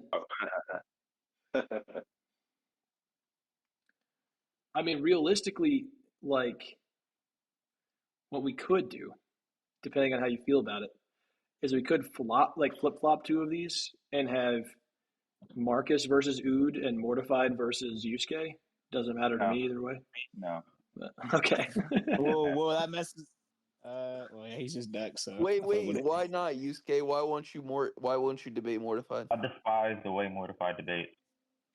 He had trauma from the last time Mono gave me. Who is Mortified? There's a time limit this time. So if there's a time limit. There's a time limit, Yusuke. Come on, bro. It's not just the time limit; it's just the way he debates. Okay, understandable. I'm the most hated debater of all time. You thought it was Noodles? You thought it was D1? No, it's Mortified. It's me. Straight up. Is this thing on? Yeah. We can. We can hear you. Welcome. Let me turn you up on here, dude. First of all, I appreciate you showing up. Yeah. I was just gonna say, first of all, I appreciate you showing up, coming in clutch, and for stepping in the ring last minute. But yeah, if you have a tier list, I think that would be really good. The original topic was Heavy Sasuke versus A. I think Yusuke had A. If you're cool with that, we can just run that. But if you're not, if you don't want to defend Heavy Sasuke, then you guys can pick up a different matchup. It's fine. Yeah, I don't really have a tier list. I just have an idea. Do you have some topics, or it's not? Would you rep Heavy Sasuke against A or? Yeah, sure. Sweet. Okay, cool. Awesome. So basically, just to go over the structure of it, and while I'm going over this. You're more than welcome to, if you go into the Dojo debate tournament channel, like 3 down, you'll see Dojo tourney rules. So you'll be able to see sort of like what the rules for the debate are. I'll go over the format here. It's listed in there as well in case you need clarification. But basically, each of you guys will be given up to 2.5 minutes for an opening statement. And then whoever wants to go first on those, you can decide that. And then we'll also have each of you will get up to 20 minutes on the assertive for your arguments. And so basically that'll just be like the section where you're doing your scaling. You don't have to use the full time on any of these, but you have that's the cutoff. And then basically whoever goes first, the next person after that 20 minutes has their 20 minutes, and then you both have 2 minutes for closing statements at the end. I will let you guys conclude on certain things along the way if you want to. So if you guys argue over a particular like speed point or something, you feel like you've argued enough and you want to move on, but you want to give a conclusion on it, you're more than welcome. The judges are going to be myself, Acolyte, and Mono. So we'll have 3 people on here, so you get a best 2 out of 3 kind of thing. But if all of that's clear and you guys are good with the rules, we're good with the topic, then we can decide who's going to go first. You can pick if you want to go first or not. I don't really want to. I still need to figure out anything to say. So, got you. Well, you're not gonna have that much time. My it's not gonna be that long. Well, do you want me to give you just a minute to like look over some stuff really quick? Because we can do that as well. Like I know like you jumped in last second, so whereas like Yusuke's been, I imagine like knows the arguments he's gonna go with. So like I know who Hebi Sasuke is. I don't even remember the chapter he appears in or anything like that. I have to find it. So it's basically everything through him gaining the MS. So basically everything for Sasuke through the end of the Itachi fight. Like so everything when he. Yeah. Okay. Yusuke, go ahead and ask that again. What forms of characters do you have knowledge on? Like, if you don't have knowledge on Hebi Sasuke to debate on it, there's no point in doing it. Are there any debates that like Charles that you think like you have a character that you think you could put over another character in a debate format that you think you guys might disagree on? I mean, maybe Yusuke, do you have a tier list? Word, I'm sure. Yeah, that might help me a lot. Yeah, Yusuke, if you can drop your tier list in the VC chat, then that could help out a ton. All right. Well, both of my tier lists are mostly updated. There's like a few slight changes I need to make. I'll just tell you if you pick on those. I used to be in a server with Yusuke. No? What'd you say, Yusuke? Is Boruto included? No. Oh no, it's just going to be Naruto stuff. You can use stuff like in terms of characters. So you can use stuff from Boruto to like help your arguments. Like we had in one of our debates, they were talking about whether or not the Rinnegan offers precog. So somebody drew from a Boruto statement from Hidari in order to back that up because it's all part of the same canon. So basically, one of the rules is like canon material only. So you can use canon material, but we're only doing like Naruto characters. So we're not going to do like Hokage, Kakashi, or anything like that. Yeah, okay. All right. Here. It's going mostly updated. Give it a second to send. Can you ping me wherever you send it? Oh, you dropped it in VC chat. VC chat. Okay. Let me see this. Oh, is this a part 1 tier list? Nice. The second one's part 2. Oh, you dropped 2 of them. Okay, cool. I'll take White Mask Obito over Guy. What guy? AFK guy? The 8th one, yeah.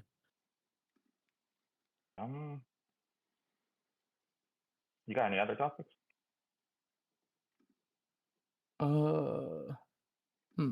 Let me look. That's just the first one I saw. I'm down to do a part 1 topic as well. Oh, you got a part 1 tier list? Yeah, that's part 1 knowledge only though. Yeah, the first one he dropped is a part 1 tier list, and the second one is like shipping. Oh, he dropped 2 tier lists? Yeah. Lee versus Gar? Well, sorry, Lee versus Sasuke? Question mark?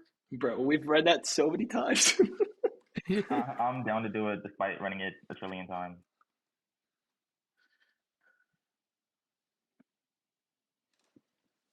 Uh, hmm.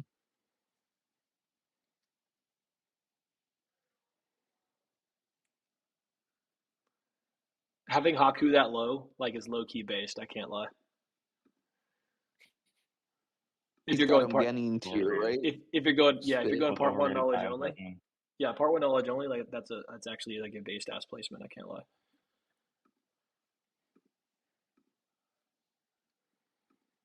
Yusuke, are you aware of the Pet, like the like mistranslations and stuff in regards to that, like the Kakashi Yeah. things? Yeah, that's probably my favorite yeah, trap topic. that what my question was gonna. Yeah, Is it also Pet One data books? So like the data books that cover Yeah. Pet One. Part one data books, handbooks, like anything that's like to the manga, but not the anime. I like the anime data books. I like the games and stuff like that. I'm gonna have to cook up a new thumbnail for this.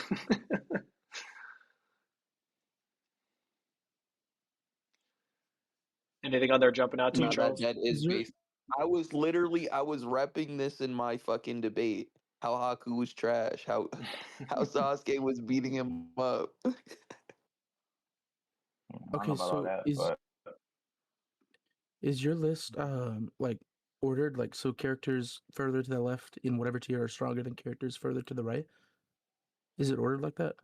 not necessarily stronger. Like I just think they'd win more times than not versus someone who's lower or to the right. Okay, so you think Kakashi would beat Kisame more often than not? Yeah. Okay, I'll I take mean, that. we see in part one. Yeah. So Only what we see in part one? Yeah. The yeah, part one I think tier list is yeah, it's a part one part one knowledge knowledge. only tier list. Yeah. Oh, okay.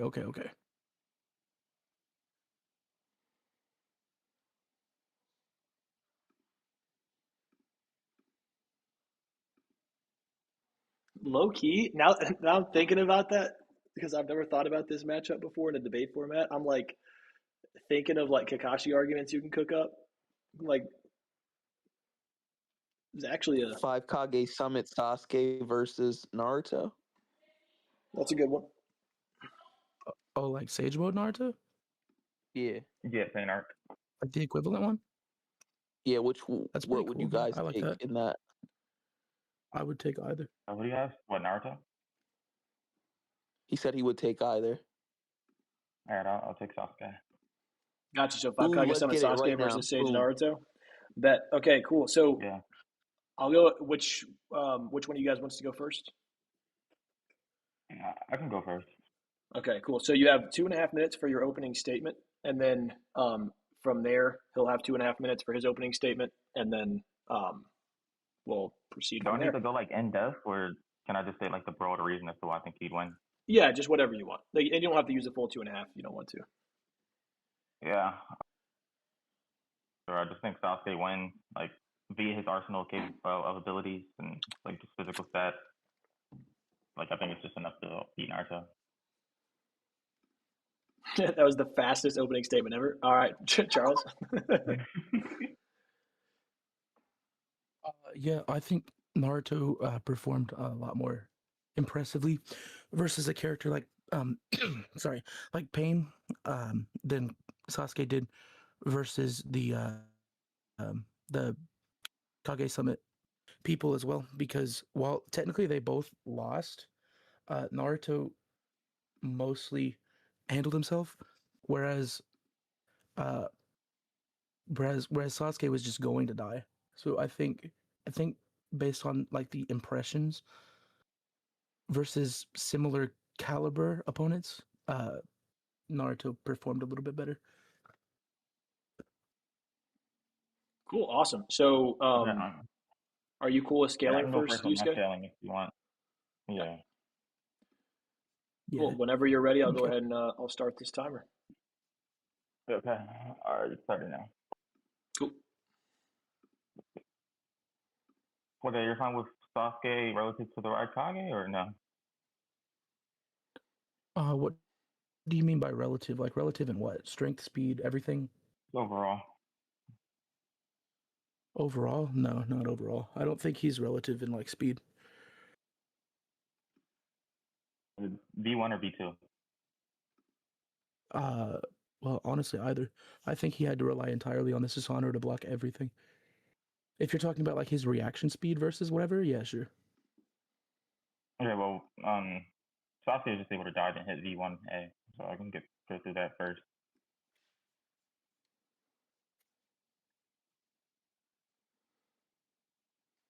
And by the way, if you want to drop scans, you can.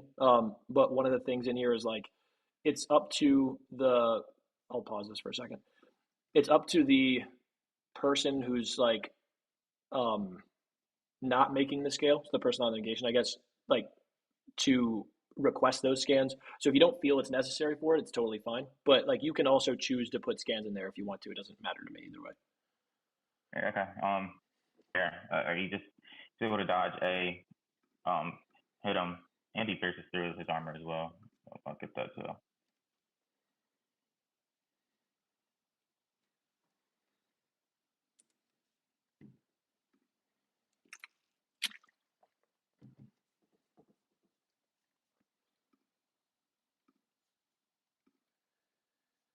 Okay, here you go. A just says that he pierced through him and through the armor.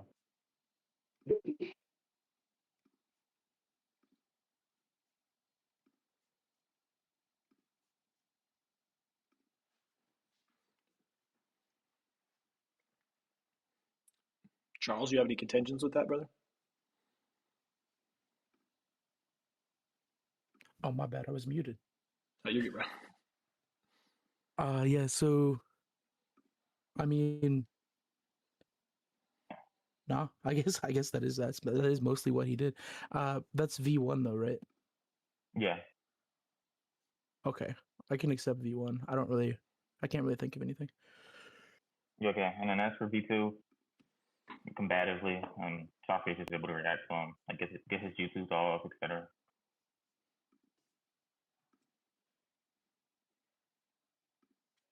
Here, he's able to use Amaterasu and Kagetsuchi in response to the Raikage trying to hit him.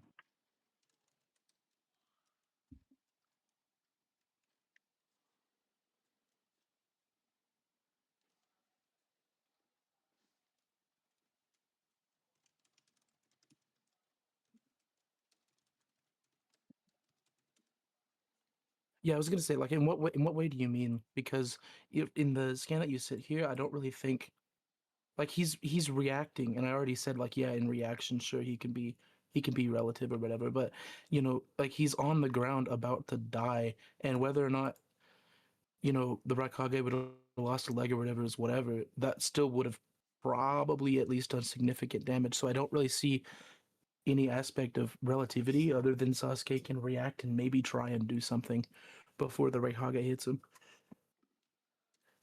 Yeah, I mean, he's just able to react and use his jutsus in response to the Raikage speed. That's all I'm arguing right now. Oh, you're just arguing that he can just use jutsus when the Raikage does something? Yeah, he's able to react Is to that the all you're saying? Raikage's top speed. Yeah, and use Oh, jutsus okay. in response. So like his Okay. jutsus and stuff should scale to the Raikage speed. Oh, okay, okay. I mean, I guess if you're just saying it like that, then sure, but I'm not entirely sure where you're going with this. Okay. Yeah, Naruto just states that in KCM he's stronger than in Sage Mode. I mean, is KCM part of this? It's a part of my I thought we scale. were just doing Sage. I thought we were just doing Sage mode. Yeah, no, it's a part of the scale. I mean, yeah, I would suppose that KCM's better than Sage mode. Yeah, okay. Like in speed No, he just said stronger. Not necessarily or faster. strength. Yeah, sure. Whatever. Yeah, I think he'd just be overall above. All right, well, if you agree with that then what's it called? There's two statements. One is Naruto saying he needs KCM in order to beat Sasuke, and then the other one isn't a statement. It's just Naruto's speech against the Raikage in V1. KCM Naruto's like getting beat up by V1A.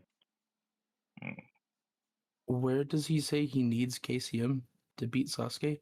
Like in the forms that we're He talking needs about? Kurama's chakra. He needs Kurama's chakra. Okay. So he doesn't necessarily need specifically KCM. And I don't know if it's specifically KCM, but the fact that he's saying he needs Kurama's chakra would probably mean that that is a higher form of strength in comparison to stage mode. Sure. I mean, like he can amp himself with Kurama's chakra. He did that in part 1. He should be able to do that now. I don't know why this directly translates to specifically KCM. Well, KCM is the form that he obtains when he gets Kurama's chakra.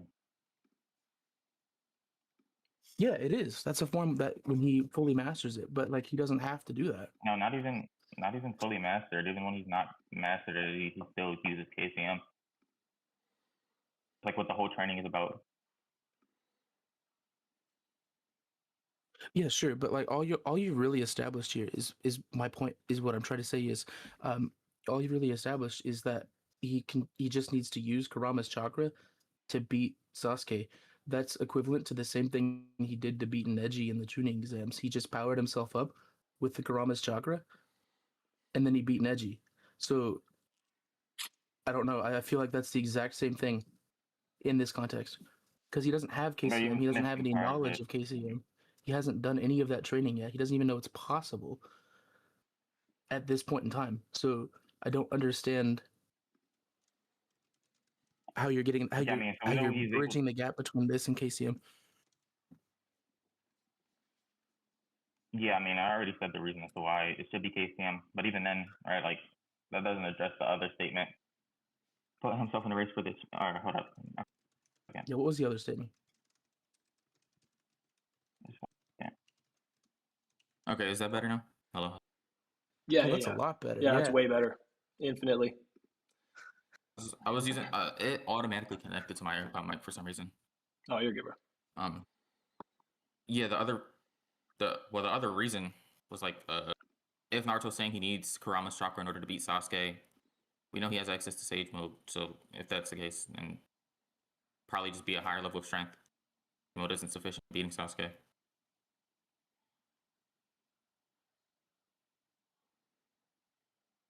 Okay, so you're saying that because Naruto, I'm just making sure I understand this. So, are you saying that because Naruto said that he needs Kurama's chakra in order to beat Sasuke, that he's also admitting that essentially inferiority in Sage Mode to Sasuke?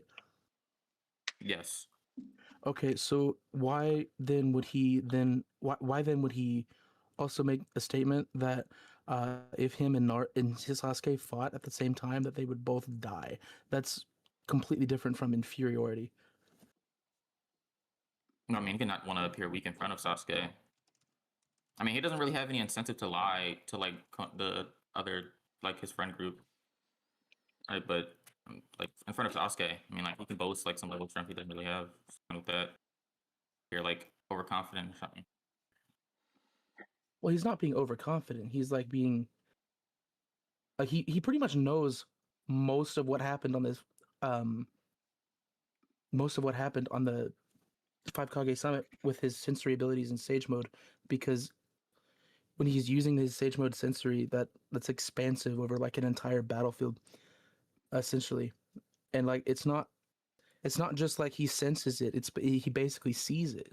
So he for the most part saw what Sasuke did, and then he said, yeah, if we fight we're both gonna die. Yeah, but he says it to Sasuke, whereas the other statement he says it to his friend group when he's trying to persuade them into letting him fight Sasuke alone. Right, so he has better incentive there to not be lying. Whereas versus Sasuke, right, there could be a reason as to why he like, has a reason to lie. Like if he wants to like appear like stronger than he actually is, because he doesn't want to fight, like because he might not really want to fight. Like Obito's there.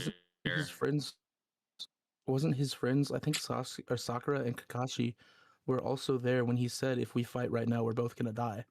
I'm pretty sure they were also there. Like if he was just saying that just to lie, you have to beg the question why, because it's like the exact same context that you're saying for him admitting inferiority. Yeah. Yeah, okay, so these two statements, right, they can't coexist, right? Like they can't be like a stalemate type of fight, and then also Naruto be inferior to Sasuke. Right, so one of them has to be false, right? And we probably Yeah, have and better reason to I'm believe that saying this one is false than the other one. I don't actually think they both have to be false. They have to be false under your interpretation of the statement that you're trying to use, but they're not both false under the interpretation that I'm using. I don't think he's using that to say that he's like directly inferior with Sage Mode. It's just he's saying, yeah, I'll need help from Kurama, or I'll need to use Kurama's chakra in order to win. That doesn't mean that him in Sage Mode is weaker than Sasuke, because he can still do the Kurama chakra thing that like I said, what he did with Neji. Like he can still do that. There's nothing saying he But can't Naruto doesn't know that he can do use that. it in tandem with Sage Mode. Yeah, there's no reason to say he couldn't, though. I mean, I understand that I would I mean, like if the he whole burden thinks proof that thing or whatever, but I doubt it's that like he it's knows an that he ability that can't he use it. access he it's a ability that he has access to, and the reason why I'm saying he should be able to do that is because when he did it, when he did it in the tuning exams against Neji, Kurama wasn't helping him at all, and so the only reason why he couldn't do the KCM thing or whatever with Sage Mode before is because Kurama wasn't letting him. But if he was able to access Kurama's chakra without Kurama helping him, regardless, then he should be able to use at least that amp specifically on top of Sage Mode, because whether or not Kurama wants him to do it or not is kind of irrelevant. What do you mean Kurama wasn't letting him? So like when when Ma and Pa tried to merge or whatever with Naruto for the infinite Sage Mode thing, Kurama, I believe it was Kurama that didn't let them do that. So what I'm saying is, like, Kurama is actively antagonistic towards Naruto and is trying to actively sabotage him throughout a lot of the series. Can you get that? I don't remember them ever saying, or Kurama ever saying, that he didn't allow them. I know he said in the war arc that that they did synchronize Sage Mode and Kurama's I might be chakra. misremembering something, but it was something about like a desynchronization, like the exact reason why he wasn't able to with Kurama before, and like the exact reason why, that doesn't really matter. We know that he wasn't able to, and then we also know that in the tuning I see what exams you're he saying. was able to do that. You see what I'm saying? This is Okay. part of the support. I got the scan. Right, Kurama did interfere with the training. All right, but if Kurama did interfere with the training, then Naruto now has no reason to believe that he'd be able to use both of them in tandem.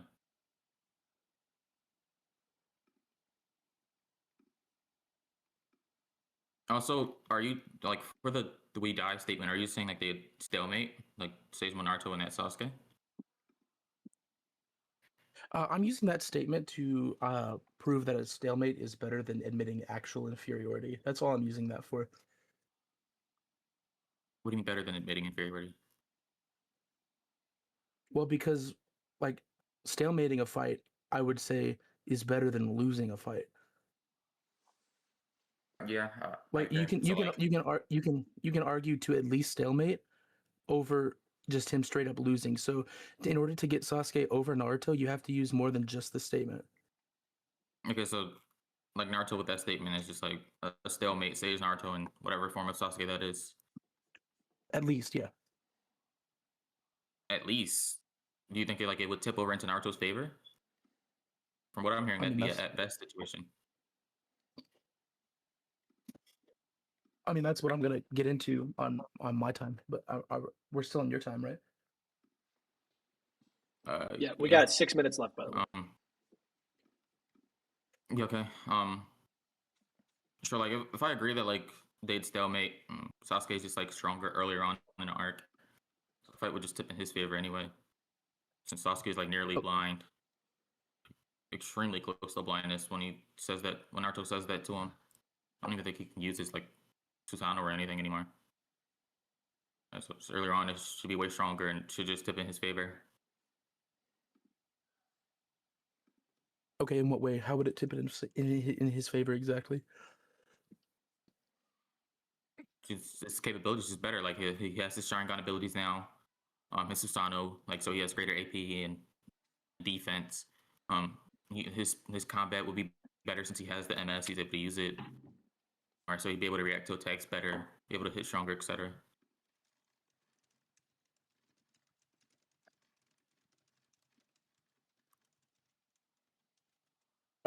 Be able to use genjutsu, stuff like that. Okay. Hang on, give me 1 second. Are you looking for a scan or are you looking at the chapter or something? Because I can pause it for a second if you're just looking for a scan. I was, but Okay. I don't think it's Yeah. gonna help me. So yeah, so I mean, like, no, I'm not looking for a scan anymore. I don't think it's gonna help me. I was just gonna look for the exact same scan when Naruto said that, but I mean, it's not gonna provide any extra context, so it's whatever. So I was just gonna say that when Naruto said that, if we fight now, we're both gonna die. I don't think he was saying like specifically right now. He was just saying like in a general sense, if I'm at the power that I'm at right now, and then you're at the power that you're at right now, and then we know by his sage mode sensory thing or whatever, that he saw Sasuke at his at his actual power level. Like he wasn't just saying okay, well right now half blind, half dead Sasuke. He wasn't saying that Sasuke is a Sasuke that it would kill him or they would both die at. He saw all of that sensory with the sensory. Sorry, I'm blurring words together. Well, that's I'm not the sorry. power he's at right now. It'd be the Yeah, power yeah, that yeah, he was yeah. at previously. Yeah. It would be at the I don't power think he's that at would be. previously. Like that's the context in which he's making that statement. I don't know why you think that. Like he sees what Sasuke's able to do with like Chidori and stuff like that. And he should be able to sense his chakra. Like Shinobis are typically able to do that, especially in close proximity to each other. So I don't know why he'd be basing it off of what he was able to do previously. Like that, I don't even like. That's just like not entailed by what you would say when you mean right now, typically. Well, at that point in time, he doesn't even think that them and Sasuke are going to fight right now. He's just making the statement that if we were to fight, he's making the assumption that Sasuke would not be in the condition that he's currently in, and if they fought, they would both die.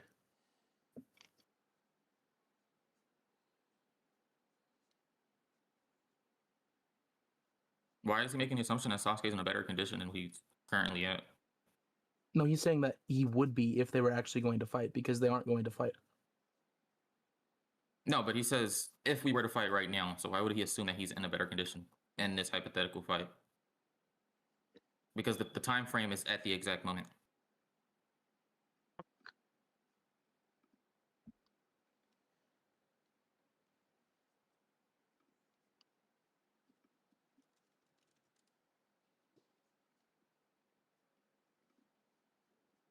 Charles? Yeah, I can't think of anything, honestly. All right, moving on.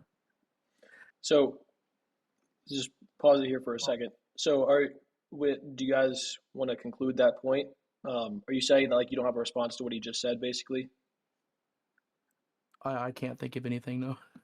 Okay, Do we got have you. to conclude, or like where you're listening and y'all don't need one? Yeah, no, I was tracking entirely. Yeah, All right, so you guys well, don't I have mean, if to. you want to, yeah, I'm fine with not giving one. Cool. Okay. So do you want to move on to a different point, or do you feel like that does it for you? Because you have 2 minutes left. Yeah, one thing. If Genjutsu were to land on Naruto, you'd be fine with like that being one kind. Naruto If doesn't seem to Genjutsu have landed? that well of, yeah, he doesn't seem to have that resistance. It depends on the kind of Genjutsu that he uses. MS Genjutsu.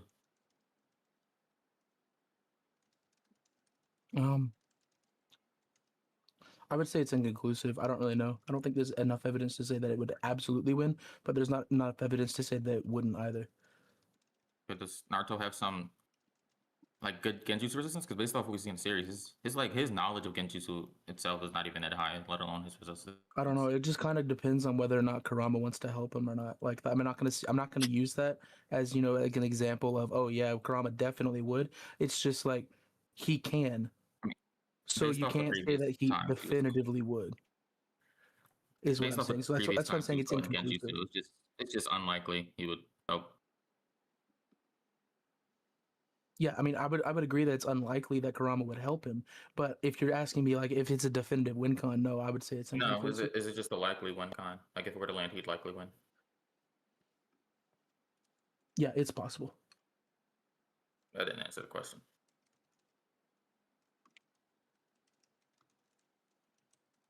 I'm agreeing. Yeah.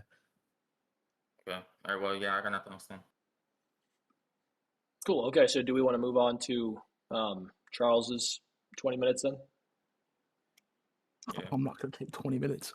Okay. All right. Well, you have up to 20 minutes, so you don't have to take the full 20 if you don't want. But Yeah. Okay. So,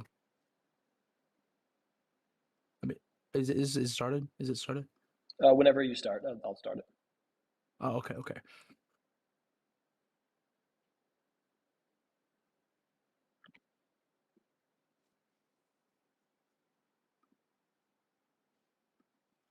I'm trying to remember. If you just say a scan, someone will help you get it.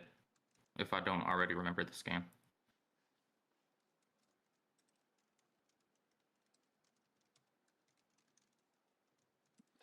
Charles, you trying No, to I don't find have a? a. You thinking of a scan, or you just trying to cook up like an argument? I'm trying to think of an argument. Got you. Well, I'm gonna go ahead and start the This is 20 because I can't yeah. like Go delay it for ahead too and long. But go ahead. No, yeah. Go ahead and start it. Like, I okay. mean, if I just sit here for 20 minutes and say nothing, then I'll just concede. I mean, that's fine. But, Well, so I'm not trying to be. I'm not trying to be yeah, you're dishonest. good. I just like I'm blanking right now. No, you're good, bro. The burden of rejoinder is 5 minutes, by the way. So if Okay. you Yeah, don't that's fine. engage with it in 5 minutes, then it would be just a concession on your scaling. Yeah. Yeah, that's acceptable.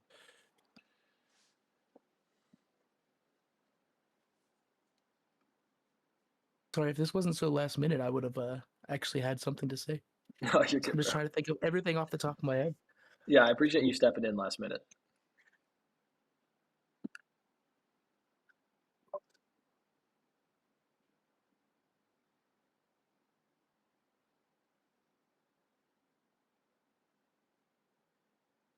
Well, I hope all the audience is enjoying the debate. Where it's been an interesting one so far. No, I'm honestly, I'm not. I don't want to waste anybody's time. I don't think I'm gonna come up with anything in this time frame. I was kind of I have a hoping scan server. to. I have a scan server if you want that has like. You have a scan server? I can scroll through the scan server real quick. Yeah, sir, send me it. Okay. Because I'm sitting here scrolling through the manga looking for stuff, and I'm like, man. We got 3.5 minutes No, until burden of rejoinder. no, that's All right. what's it called? That's the VC invite. Oh, that's the same server.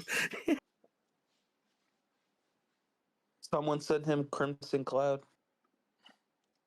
Yeah, that's what I was trying to send, but it sent Sage's server. The superior server. All right, let me see this. Where's Sage mode? If you go on like Gen Chat or something, you could just type hashtag SM Naruto. It'll be there. I found it.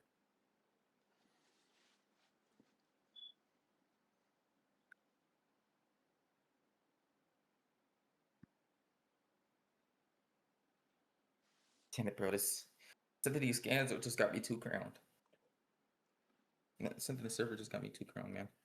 Bro, it's honestly just like so unfortunate that Marcus didn't show up because we had to throw Charles in here like last minute with like no no nothing. Like, oh man. You got 2.5 minutes, brother. All right. I mean, I'll just say something, I guess, at like a minute left. I don't lose on that. I don't want to lose on rejoinder. I'm okay with losing, just as making a bad point. But The Grandiata in chat said, "Go Charles." yeah.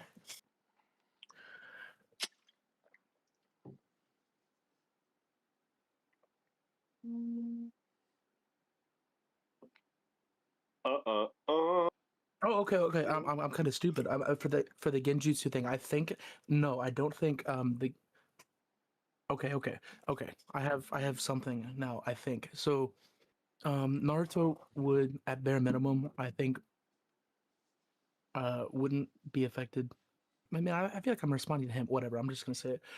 Wouldn't be affected by any of the genjutsu stuff simply because he summons Ma and Pa, and while they can't merge with him, they can still be like on top of him. So Sasuke would have to genjutsu like everybody at the same time, before like somebody can just tap them out.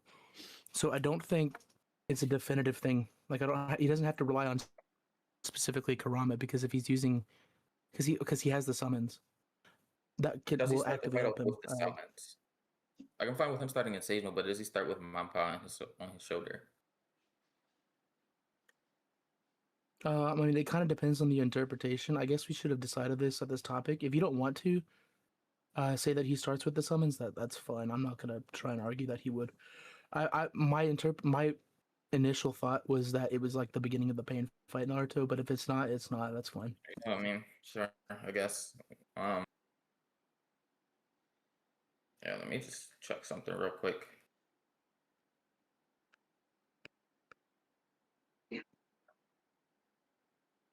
Yeah, I just feel like given his speed feats, he should probably just be fast enough to put them all in Genjutsu.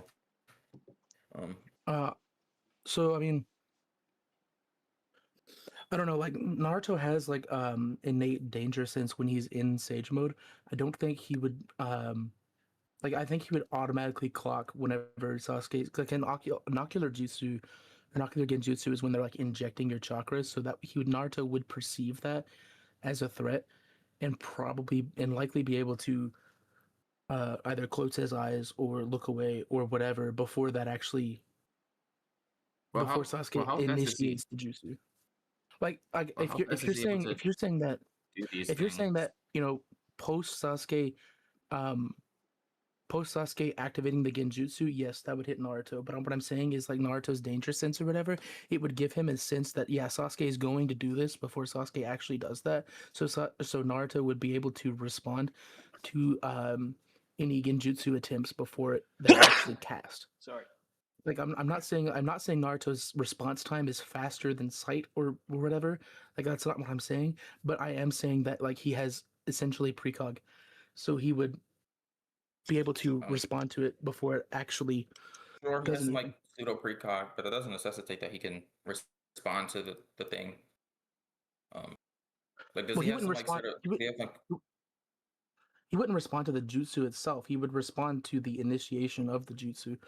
Like you have to start. You can't just like no jutsus are instantaneous. If that makes sense, you have to build them up and initiate them first. Well, so he can sense the chakra build up within Sasuke. Yeah, essentially. It's like, let's say I still man that and he can do that. Why would he then know that's a genjutsu? He wouldn't even know that's a genjutsu. Yeah, I mean, like, if he doesn't know it's a genjutsu, then I mean, I don't even know why he would be able to react to it in time. I'm just saying, like he would be on guard the entire time, and he also knows that Sasuke has has the Sharingan. He's fought Sasuke before. He knows what the Sharingan is. He knows what Genjutsu is. And yes, while Naruto is somewhat susceptible to Genjutsu, something that's consistently done in all of the Naruto versus Sasuke fights, part 1 and part 2 or whatever, is like Sasuke doesn't even try Genjutsu, but if he does, Naruto is fully aware of it and wouldn't just sit there and say, "Oh yeah, he's not going to use Genjutsu. He's going to be like prepared and ready for Genjutsu." So if you combine that with this precog argument that I'm trying to make here, I don't believe that Naruto would be. I think he would be at least resistant to any Genjutsu attempts. The precog is fine, but he still needs the speed to be able to react to the genjutsu. And given how his ability scaled to V2A, does Naruto have any feats that scale to that? I don't think he needs to be faster than Sasuke to react to Sasuke because of the precog. Not even faster, just remotely relative to him at all. I mean, he's definitely remotely relative unless you. Unless you think like Sasuke is like a whole blitz tier above Naruto, but you'd have to define what a blitz tier is. Okay, well, I'll just define a blitz as moving faster than the other person before they're able to do like any sort of relevant action. Okay, so I don't relevant really. Action. Yeah, I don't really. Okay, I don't really think that's.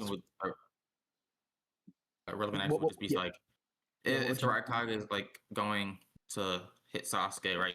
He's not physically able to move like his body to block in time. That would be like a relevant action, like blocking or dodging.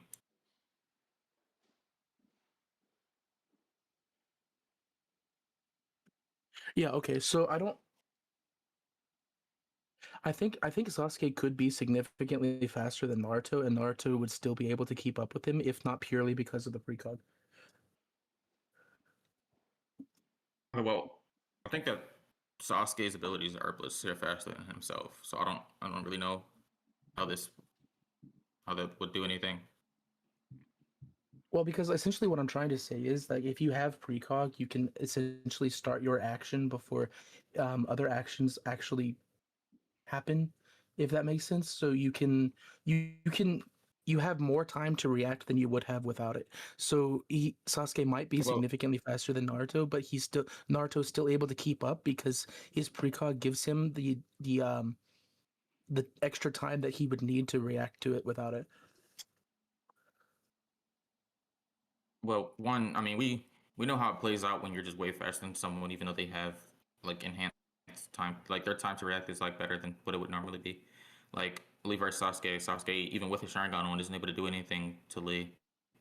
And Lee just says that like it doesn't matter how like how good your dojutsu is, right? In reference to like it's copying and it's like precog and stuff like that. Right? It doesn't matter how good it is unless your body's able to react. So like unless Naruto's body is able to react to these jutsus, then having precog really wouldn't matter. I think Naruto's precog in Sage Mode is a little bit different from like the kinetic vision precog that the Sharingan gives, because there's the Naruto's precog. It doesn't have to rely on specifically sight like the Sharingan does. He doesn't have to see anything to be able to react to it. Like what I'm trying to say is with Sasuke's precog, with the Sharingan or whatever, like he doesn't have to consciously perceive it. It just has to be like subconsciously in his sight, and then yeah, that's what gives him the precog.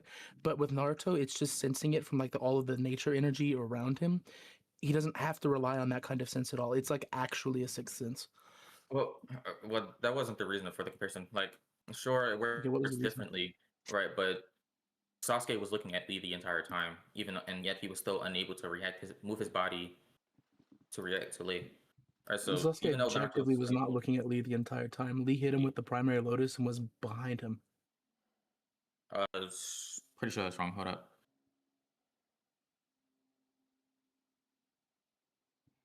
Like Sasuke was frantically looking around looking for Lee, if I recall correctly. Just get it. Yeah, go ahead. You got 8 minutes left. Oh wow, awesome! I actually Yeah, no. got to say something. Sasuke is running towards Lee. Lee just kicks him. Sasuke is not able to do anything. He doesn't even react at all. Get it? Yeah. Yeah, so Sasuke was looking at Lee the entire time. Right, but since his body isn't fast enough to do anything, it's just irrelevant that he even has it. It's not even a factor. Yeah, so unless like Naruto has some good speed feats that puts him on Sasuke's level, even him having precog would probably just be irrelevant as well.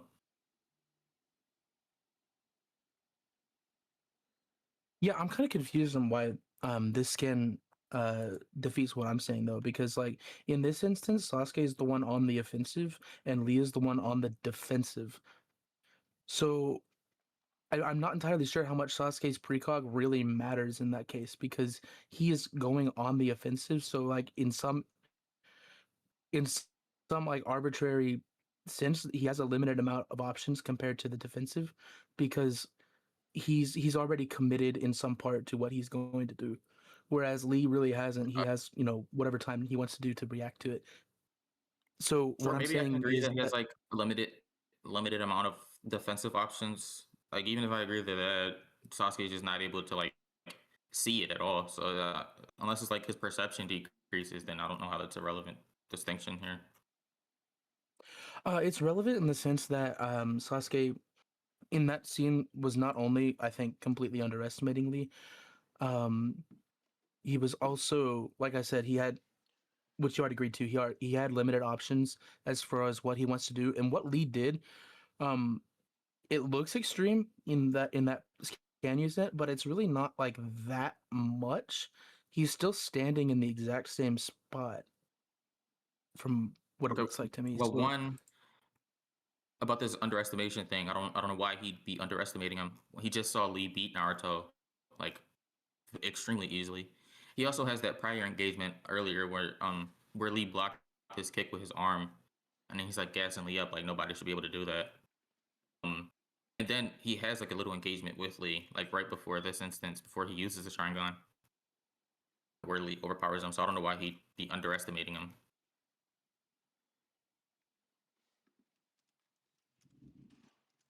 well, I guess underestimate might not be the right word. I think he's being he's acting with he's acting in an overconfident way, essentially. Like it's not necessarily underestimating. It's just like it's not necessarily the right mentality for this kind of fight. Like he's taking Lee seriously, but he's taking Lee seriously in like from a surprise perspective. He wouldn't be whereas Naruto and Sasuke in this other hypothetical fight, like neither of them would be necessarily surprised by this. Why Like is what he I'm saying surprised? is What like is he surprised by? well, he's surprised that Lee's able to do anything. He's surprised that Lee is able to keep up with him as much as he is, from what I'm understanding. Why? He already saw him beat Naruto. Um, he blocked Lee already blocked his attacks earlier, which he doesn't think that he should have been able to do, or the normal person would have been able to do. Right, so he already Yeah, has exactly. that. And then he engaged him without his Sharingan, and then got overpowered. So I don't know what exactly he's surprised about. I mean, you just said it. You said he was surprised that he blocked the attacks. You know, he's like he shouldn't be able to do that. No, this happened way That's earlier. Like when in the hallway to get to the tuning exams. That's when he blocked it. Right, so now that he already knows that, I doubt he'd be surprised that he's able to do it, given that he already sees him do it. oh, okay. Sorry, I was misunderstanding you.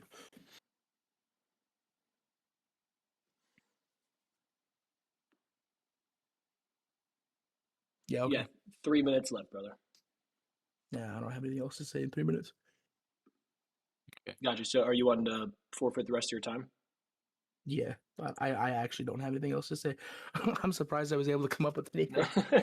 You're good. You're good. Do you guys want to give conclusions? Or you just want us to go straight to judgment? Because we've been talking in the judges chat, so I feel like we can.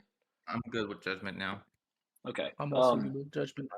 Cool. Well, first of all, I just want to say thank you guys for like pivoting at the very end. Super unfortunate that we had to do that, but I do appreciate you guys for doing that. It sucks whenever stuff like this happens because then everyone's caught flat-footed. So thank you.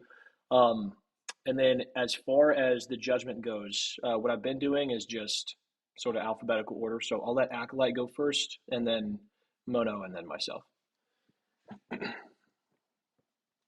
If Acolyte's available to unmute, there we go. Okay. Man, I have to go first. um, Unfortunately, I am very tired, so excuse me if I wasn't tracking everything.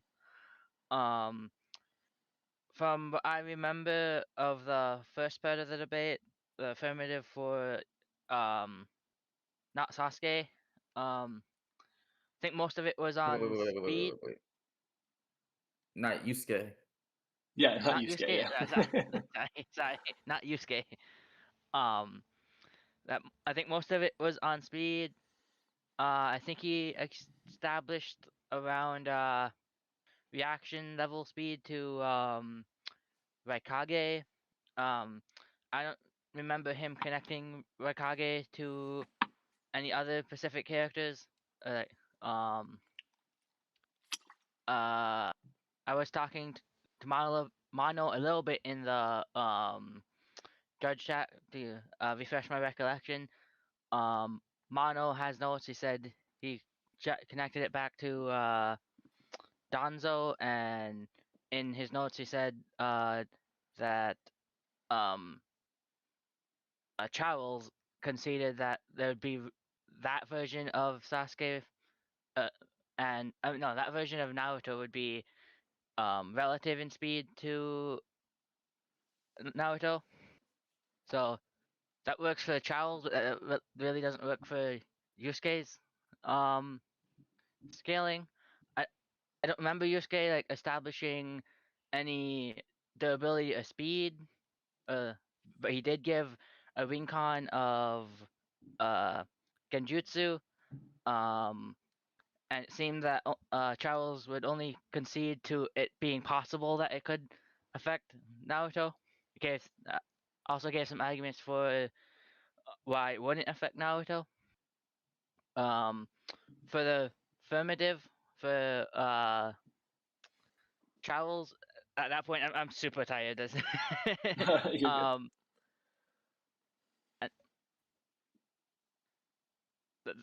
just went on a blur for me and for the Charles one. So currently I'm leaning towards not Yusuke, but I'm willing to be convinced by the other judges because I'm admittedly not tracking as much, and unfortunately I might have distracted Mono a little bit by in the judge chat.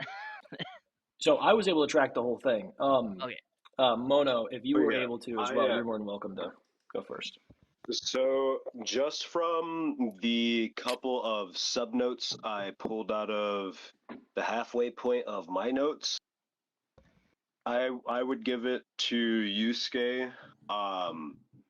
The Sasuke's jutsu being relative to V2 ace speed was established early on, but like Acolyte said, at least not in that part.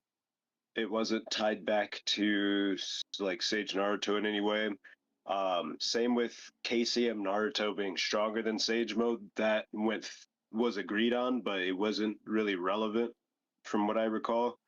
But there was a point, unfortunately, where um, Yusuke did mention, or no, um, Charles had brought up the statement where, yeah, Naruto said that if he and Sasuke would fight, that they would stalemate. And though I think later they ended up getting back into it about it, initially Yusuke had said, so you're saying that version of Sasuke and Naruto would stalemate? So if that's the case, then um, Sasuke being at full power should beat Naruto because he'd have access to more things and then list off the Sharingan abilities and whatnot. And at least at that point, to me, it felt like um, not addressing the Danzo fight relative to Naruto, great kind of granting it and then moving on to, well, why would that matter if Sasuke was earlier in the arc? Where so that alone would be a chain from Sasuke to Naruto, putting Sasuke above him. There was after that, what else? Is the no, they do get back into that right after that. Charles brings up, well, he didn't mean right now, he meant when they're at full power, he should know due to Sage Mode sensory, and he sensed Sasuke. So they're not actually going to fight right now, too. And then to that, Yusuke said, well, he says it about the present moment, not the future. And since Charles didn't ask him to show that in the scan, he concedes to that, which would kind of reinforce that full power Sasuke would be above the one that would stalemate Naruto. Yeah. Yeah, I concur. I think that Yusuke won it, and that's the point that really mattered. I think a lot of it, like genuinely, if nothing else was argued about, like it wouldn't affect anything because the the statement that was brought up from Charles in regards to if we fight, we die, the fact that that was agreed upon, I conceded to be the case, that it's in reference to their forms there. And then Yusuke defended the idea that he should be stronger if he's at full power than he is there by virtue of, not going blind and being able to access Sushano and all of his other abilities, provided a likelihood for Sasuke being over Naruto if he's at full power. And at that point is when Charles basically said, like, I don't have an argument prepared for that, so we can just accept it and move on. It's actually at that point in the judges chat where we were like, well, should we continue the debate or should we just end it here? Because that does just definitively get Sasuke over Naruto. And so the burden would have been on Charles to then showcase, even if he's like above and they fight if they die at that point in time, why in some capacity, even if he were at full power, the result would be the same or, leaning in Naruto's favor, which is basically an impossible burden. So yeah, I do think that point alone won the debate here. And, the stuff around it, I mean, it was, good debate, good argumentation, but that really kind of sealed the deal. So yeah, I think we're unanimous on it. Yusuke won this, but I just want to thank you, Charles, for popping in last minute. I know it was kind of tough being caught flat-footed on that. And Yusuke also for like pivoting last minute as well. I know it's tough whenever we have stuff prepared and scheduled that people are preparing for and grabbing arguments for, and then people don't show up. Oh, no, I'm good. I didn't So prepare at all. yeah, well, hey, you know the arguments, you know what I mean? But in regards to the winner, it's definitely Yusuke. I will say, every single time this argument comes up, the if you fight, you die, I want to scream at my laptop or phone, whatever I'm on, read the next page, because I'll post this in I don't chat. even believe it. Like I was hoping he didn't like Yeah, the narrative. and I'll put it on the screen and on the stream as well. Literally, the next page after this, Naruto says, "If you invade Konoha, I will fight you." So it's like the context of the statement for sure is in reference to a future time. Where he would be at full power. Yeah, 100%. And then this is also reinforced by the Kuzina scrolls, which a lot of people aren't aware of, but they basically say, they caption this moment and they say that when Naruto makes this statement, like he has in mind a future fight between the two. And basically is saying that if they fight, they die when they're fighting at full power seriously. So it's really unfortunate that it wasn't something where Charles like scrolled down one page because that right there recontextualized it. I was thinking about the Kurama thing, like since sort of more narrative thing between that. Since Yeah. Mano's judgment that I have been slamming an energy drink and my brain fog is lifting. And also Charles could have argued that's base Naruto saying it. Yep, that's true. I told you guys it would Sasuke for the W. Man, I couldn't think of anything. Yeah, I mean, dude, it's good. spot. Yeah, you're kind of caught flat-footed here by coming in last second. But like I've heard this particular debate between these characters quite a few times, and every time the person taking Naruto loses, it's because for whatever reason, and like in this debate, this happened as well. You guys you conceded to the idea, which Yusuke, I don't know if he did this on purpose. I think he did, but he said, if we fight now, we die. And then that was just conceded to, despite the fact that he never says that. Like he literally, he literally just says. I don't remember the statement verbatim, but him saying like if we fight right now, like I just had to do it. I mean, yeah, I so didn't it's a good remember the premise right statement verbatim either, so I just it sounded reasonable to me, so I was like, yeah, sure, whatever. That's why bringing up the scans is really important, because at that point, Yeah, I for the should have. judges, it's just two interpretations of something that's not in front of us. Yeah, I definitely should have asked for that scan specifically, but that's whatever, or just posted that scan. Yeah, it's definitely like that's why.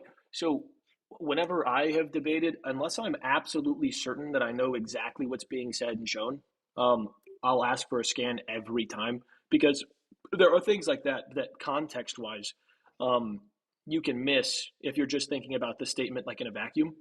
and you're not like you don't have it like perfectly memorized, you know.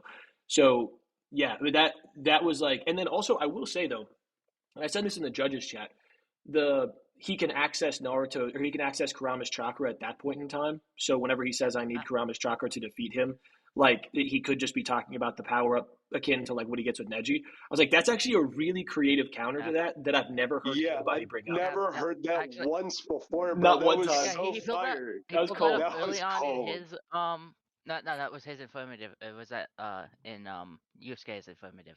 No, that was in Yusuke's, yeah. Yeah, that was 'cause he early on said in the that debate, and when he as a brought that up, response, yeah, bro. yeah, I was thinking that might be outside the premise of the debate, kind of. And I kind of felt that way also earlier today in the other debate with Gara, where No, the going reason into I brought that Shikaku, up I'm like, was is like Shikaku still the same character? Like, Yeah. that's the the reason I kind of brought stuff that up that was needs just to like be if he's saying he needs that, then it's probably a higher form of clarified. power than sage mode. There's no way to Yeah. prove that, but No, that was a good counter to that. But I was like, whenever I heard that, I was like, bro, that's actually a really good point to bring up. And then also another thing, and Grand Yada brought this up in chat. Naruto, not only is he in base there, but he wouldn't be able to just go into sage mode at that moment. Like he'd have to like sit still and enter sage mode. So like it's not like he could just like instantly pop into sage mode at that exact moment, which is also a good counter. But so yeah, I no, mean, that's why yeah, the him needing also, Kurama's chakra isn't stated there. It's stated later on in the Leaf Village. yeah, exactly. My favorite part of that ending scene at the end of the Sama arc is the fact that Naruto's poisoned too and like keels over right after Sasuke leaves. So imagine if they go to fight at that point, Sasuke like gets chakra fatigued with his first punch and Naruto takes that punch but is poison nerfed and they both die. Yep.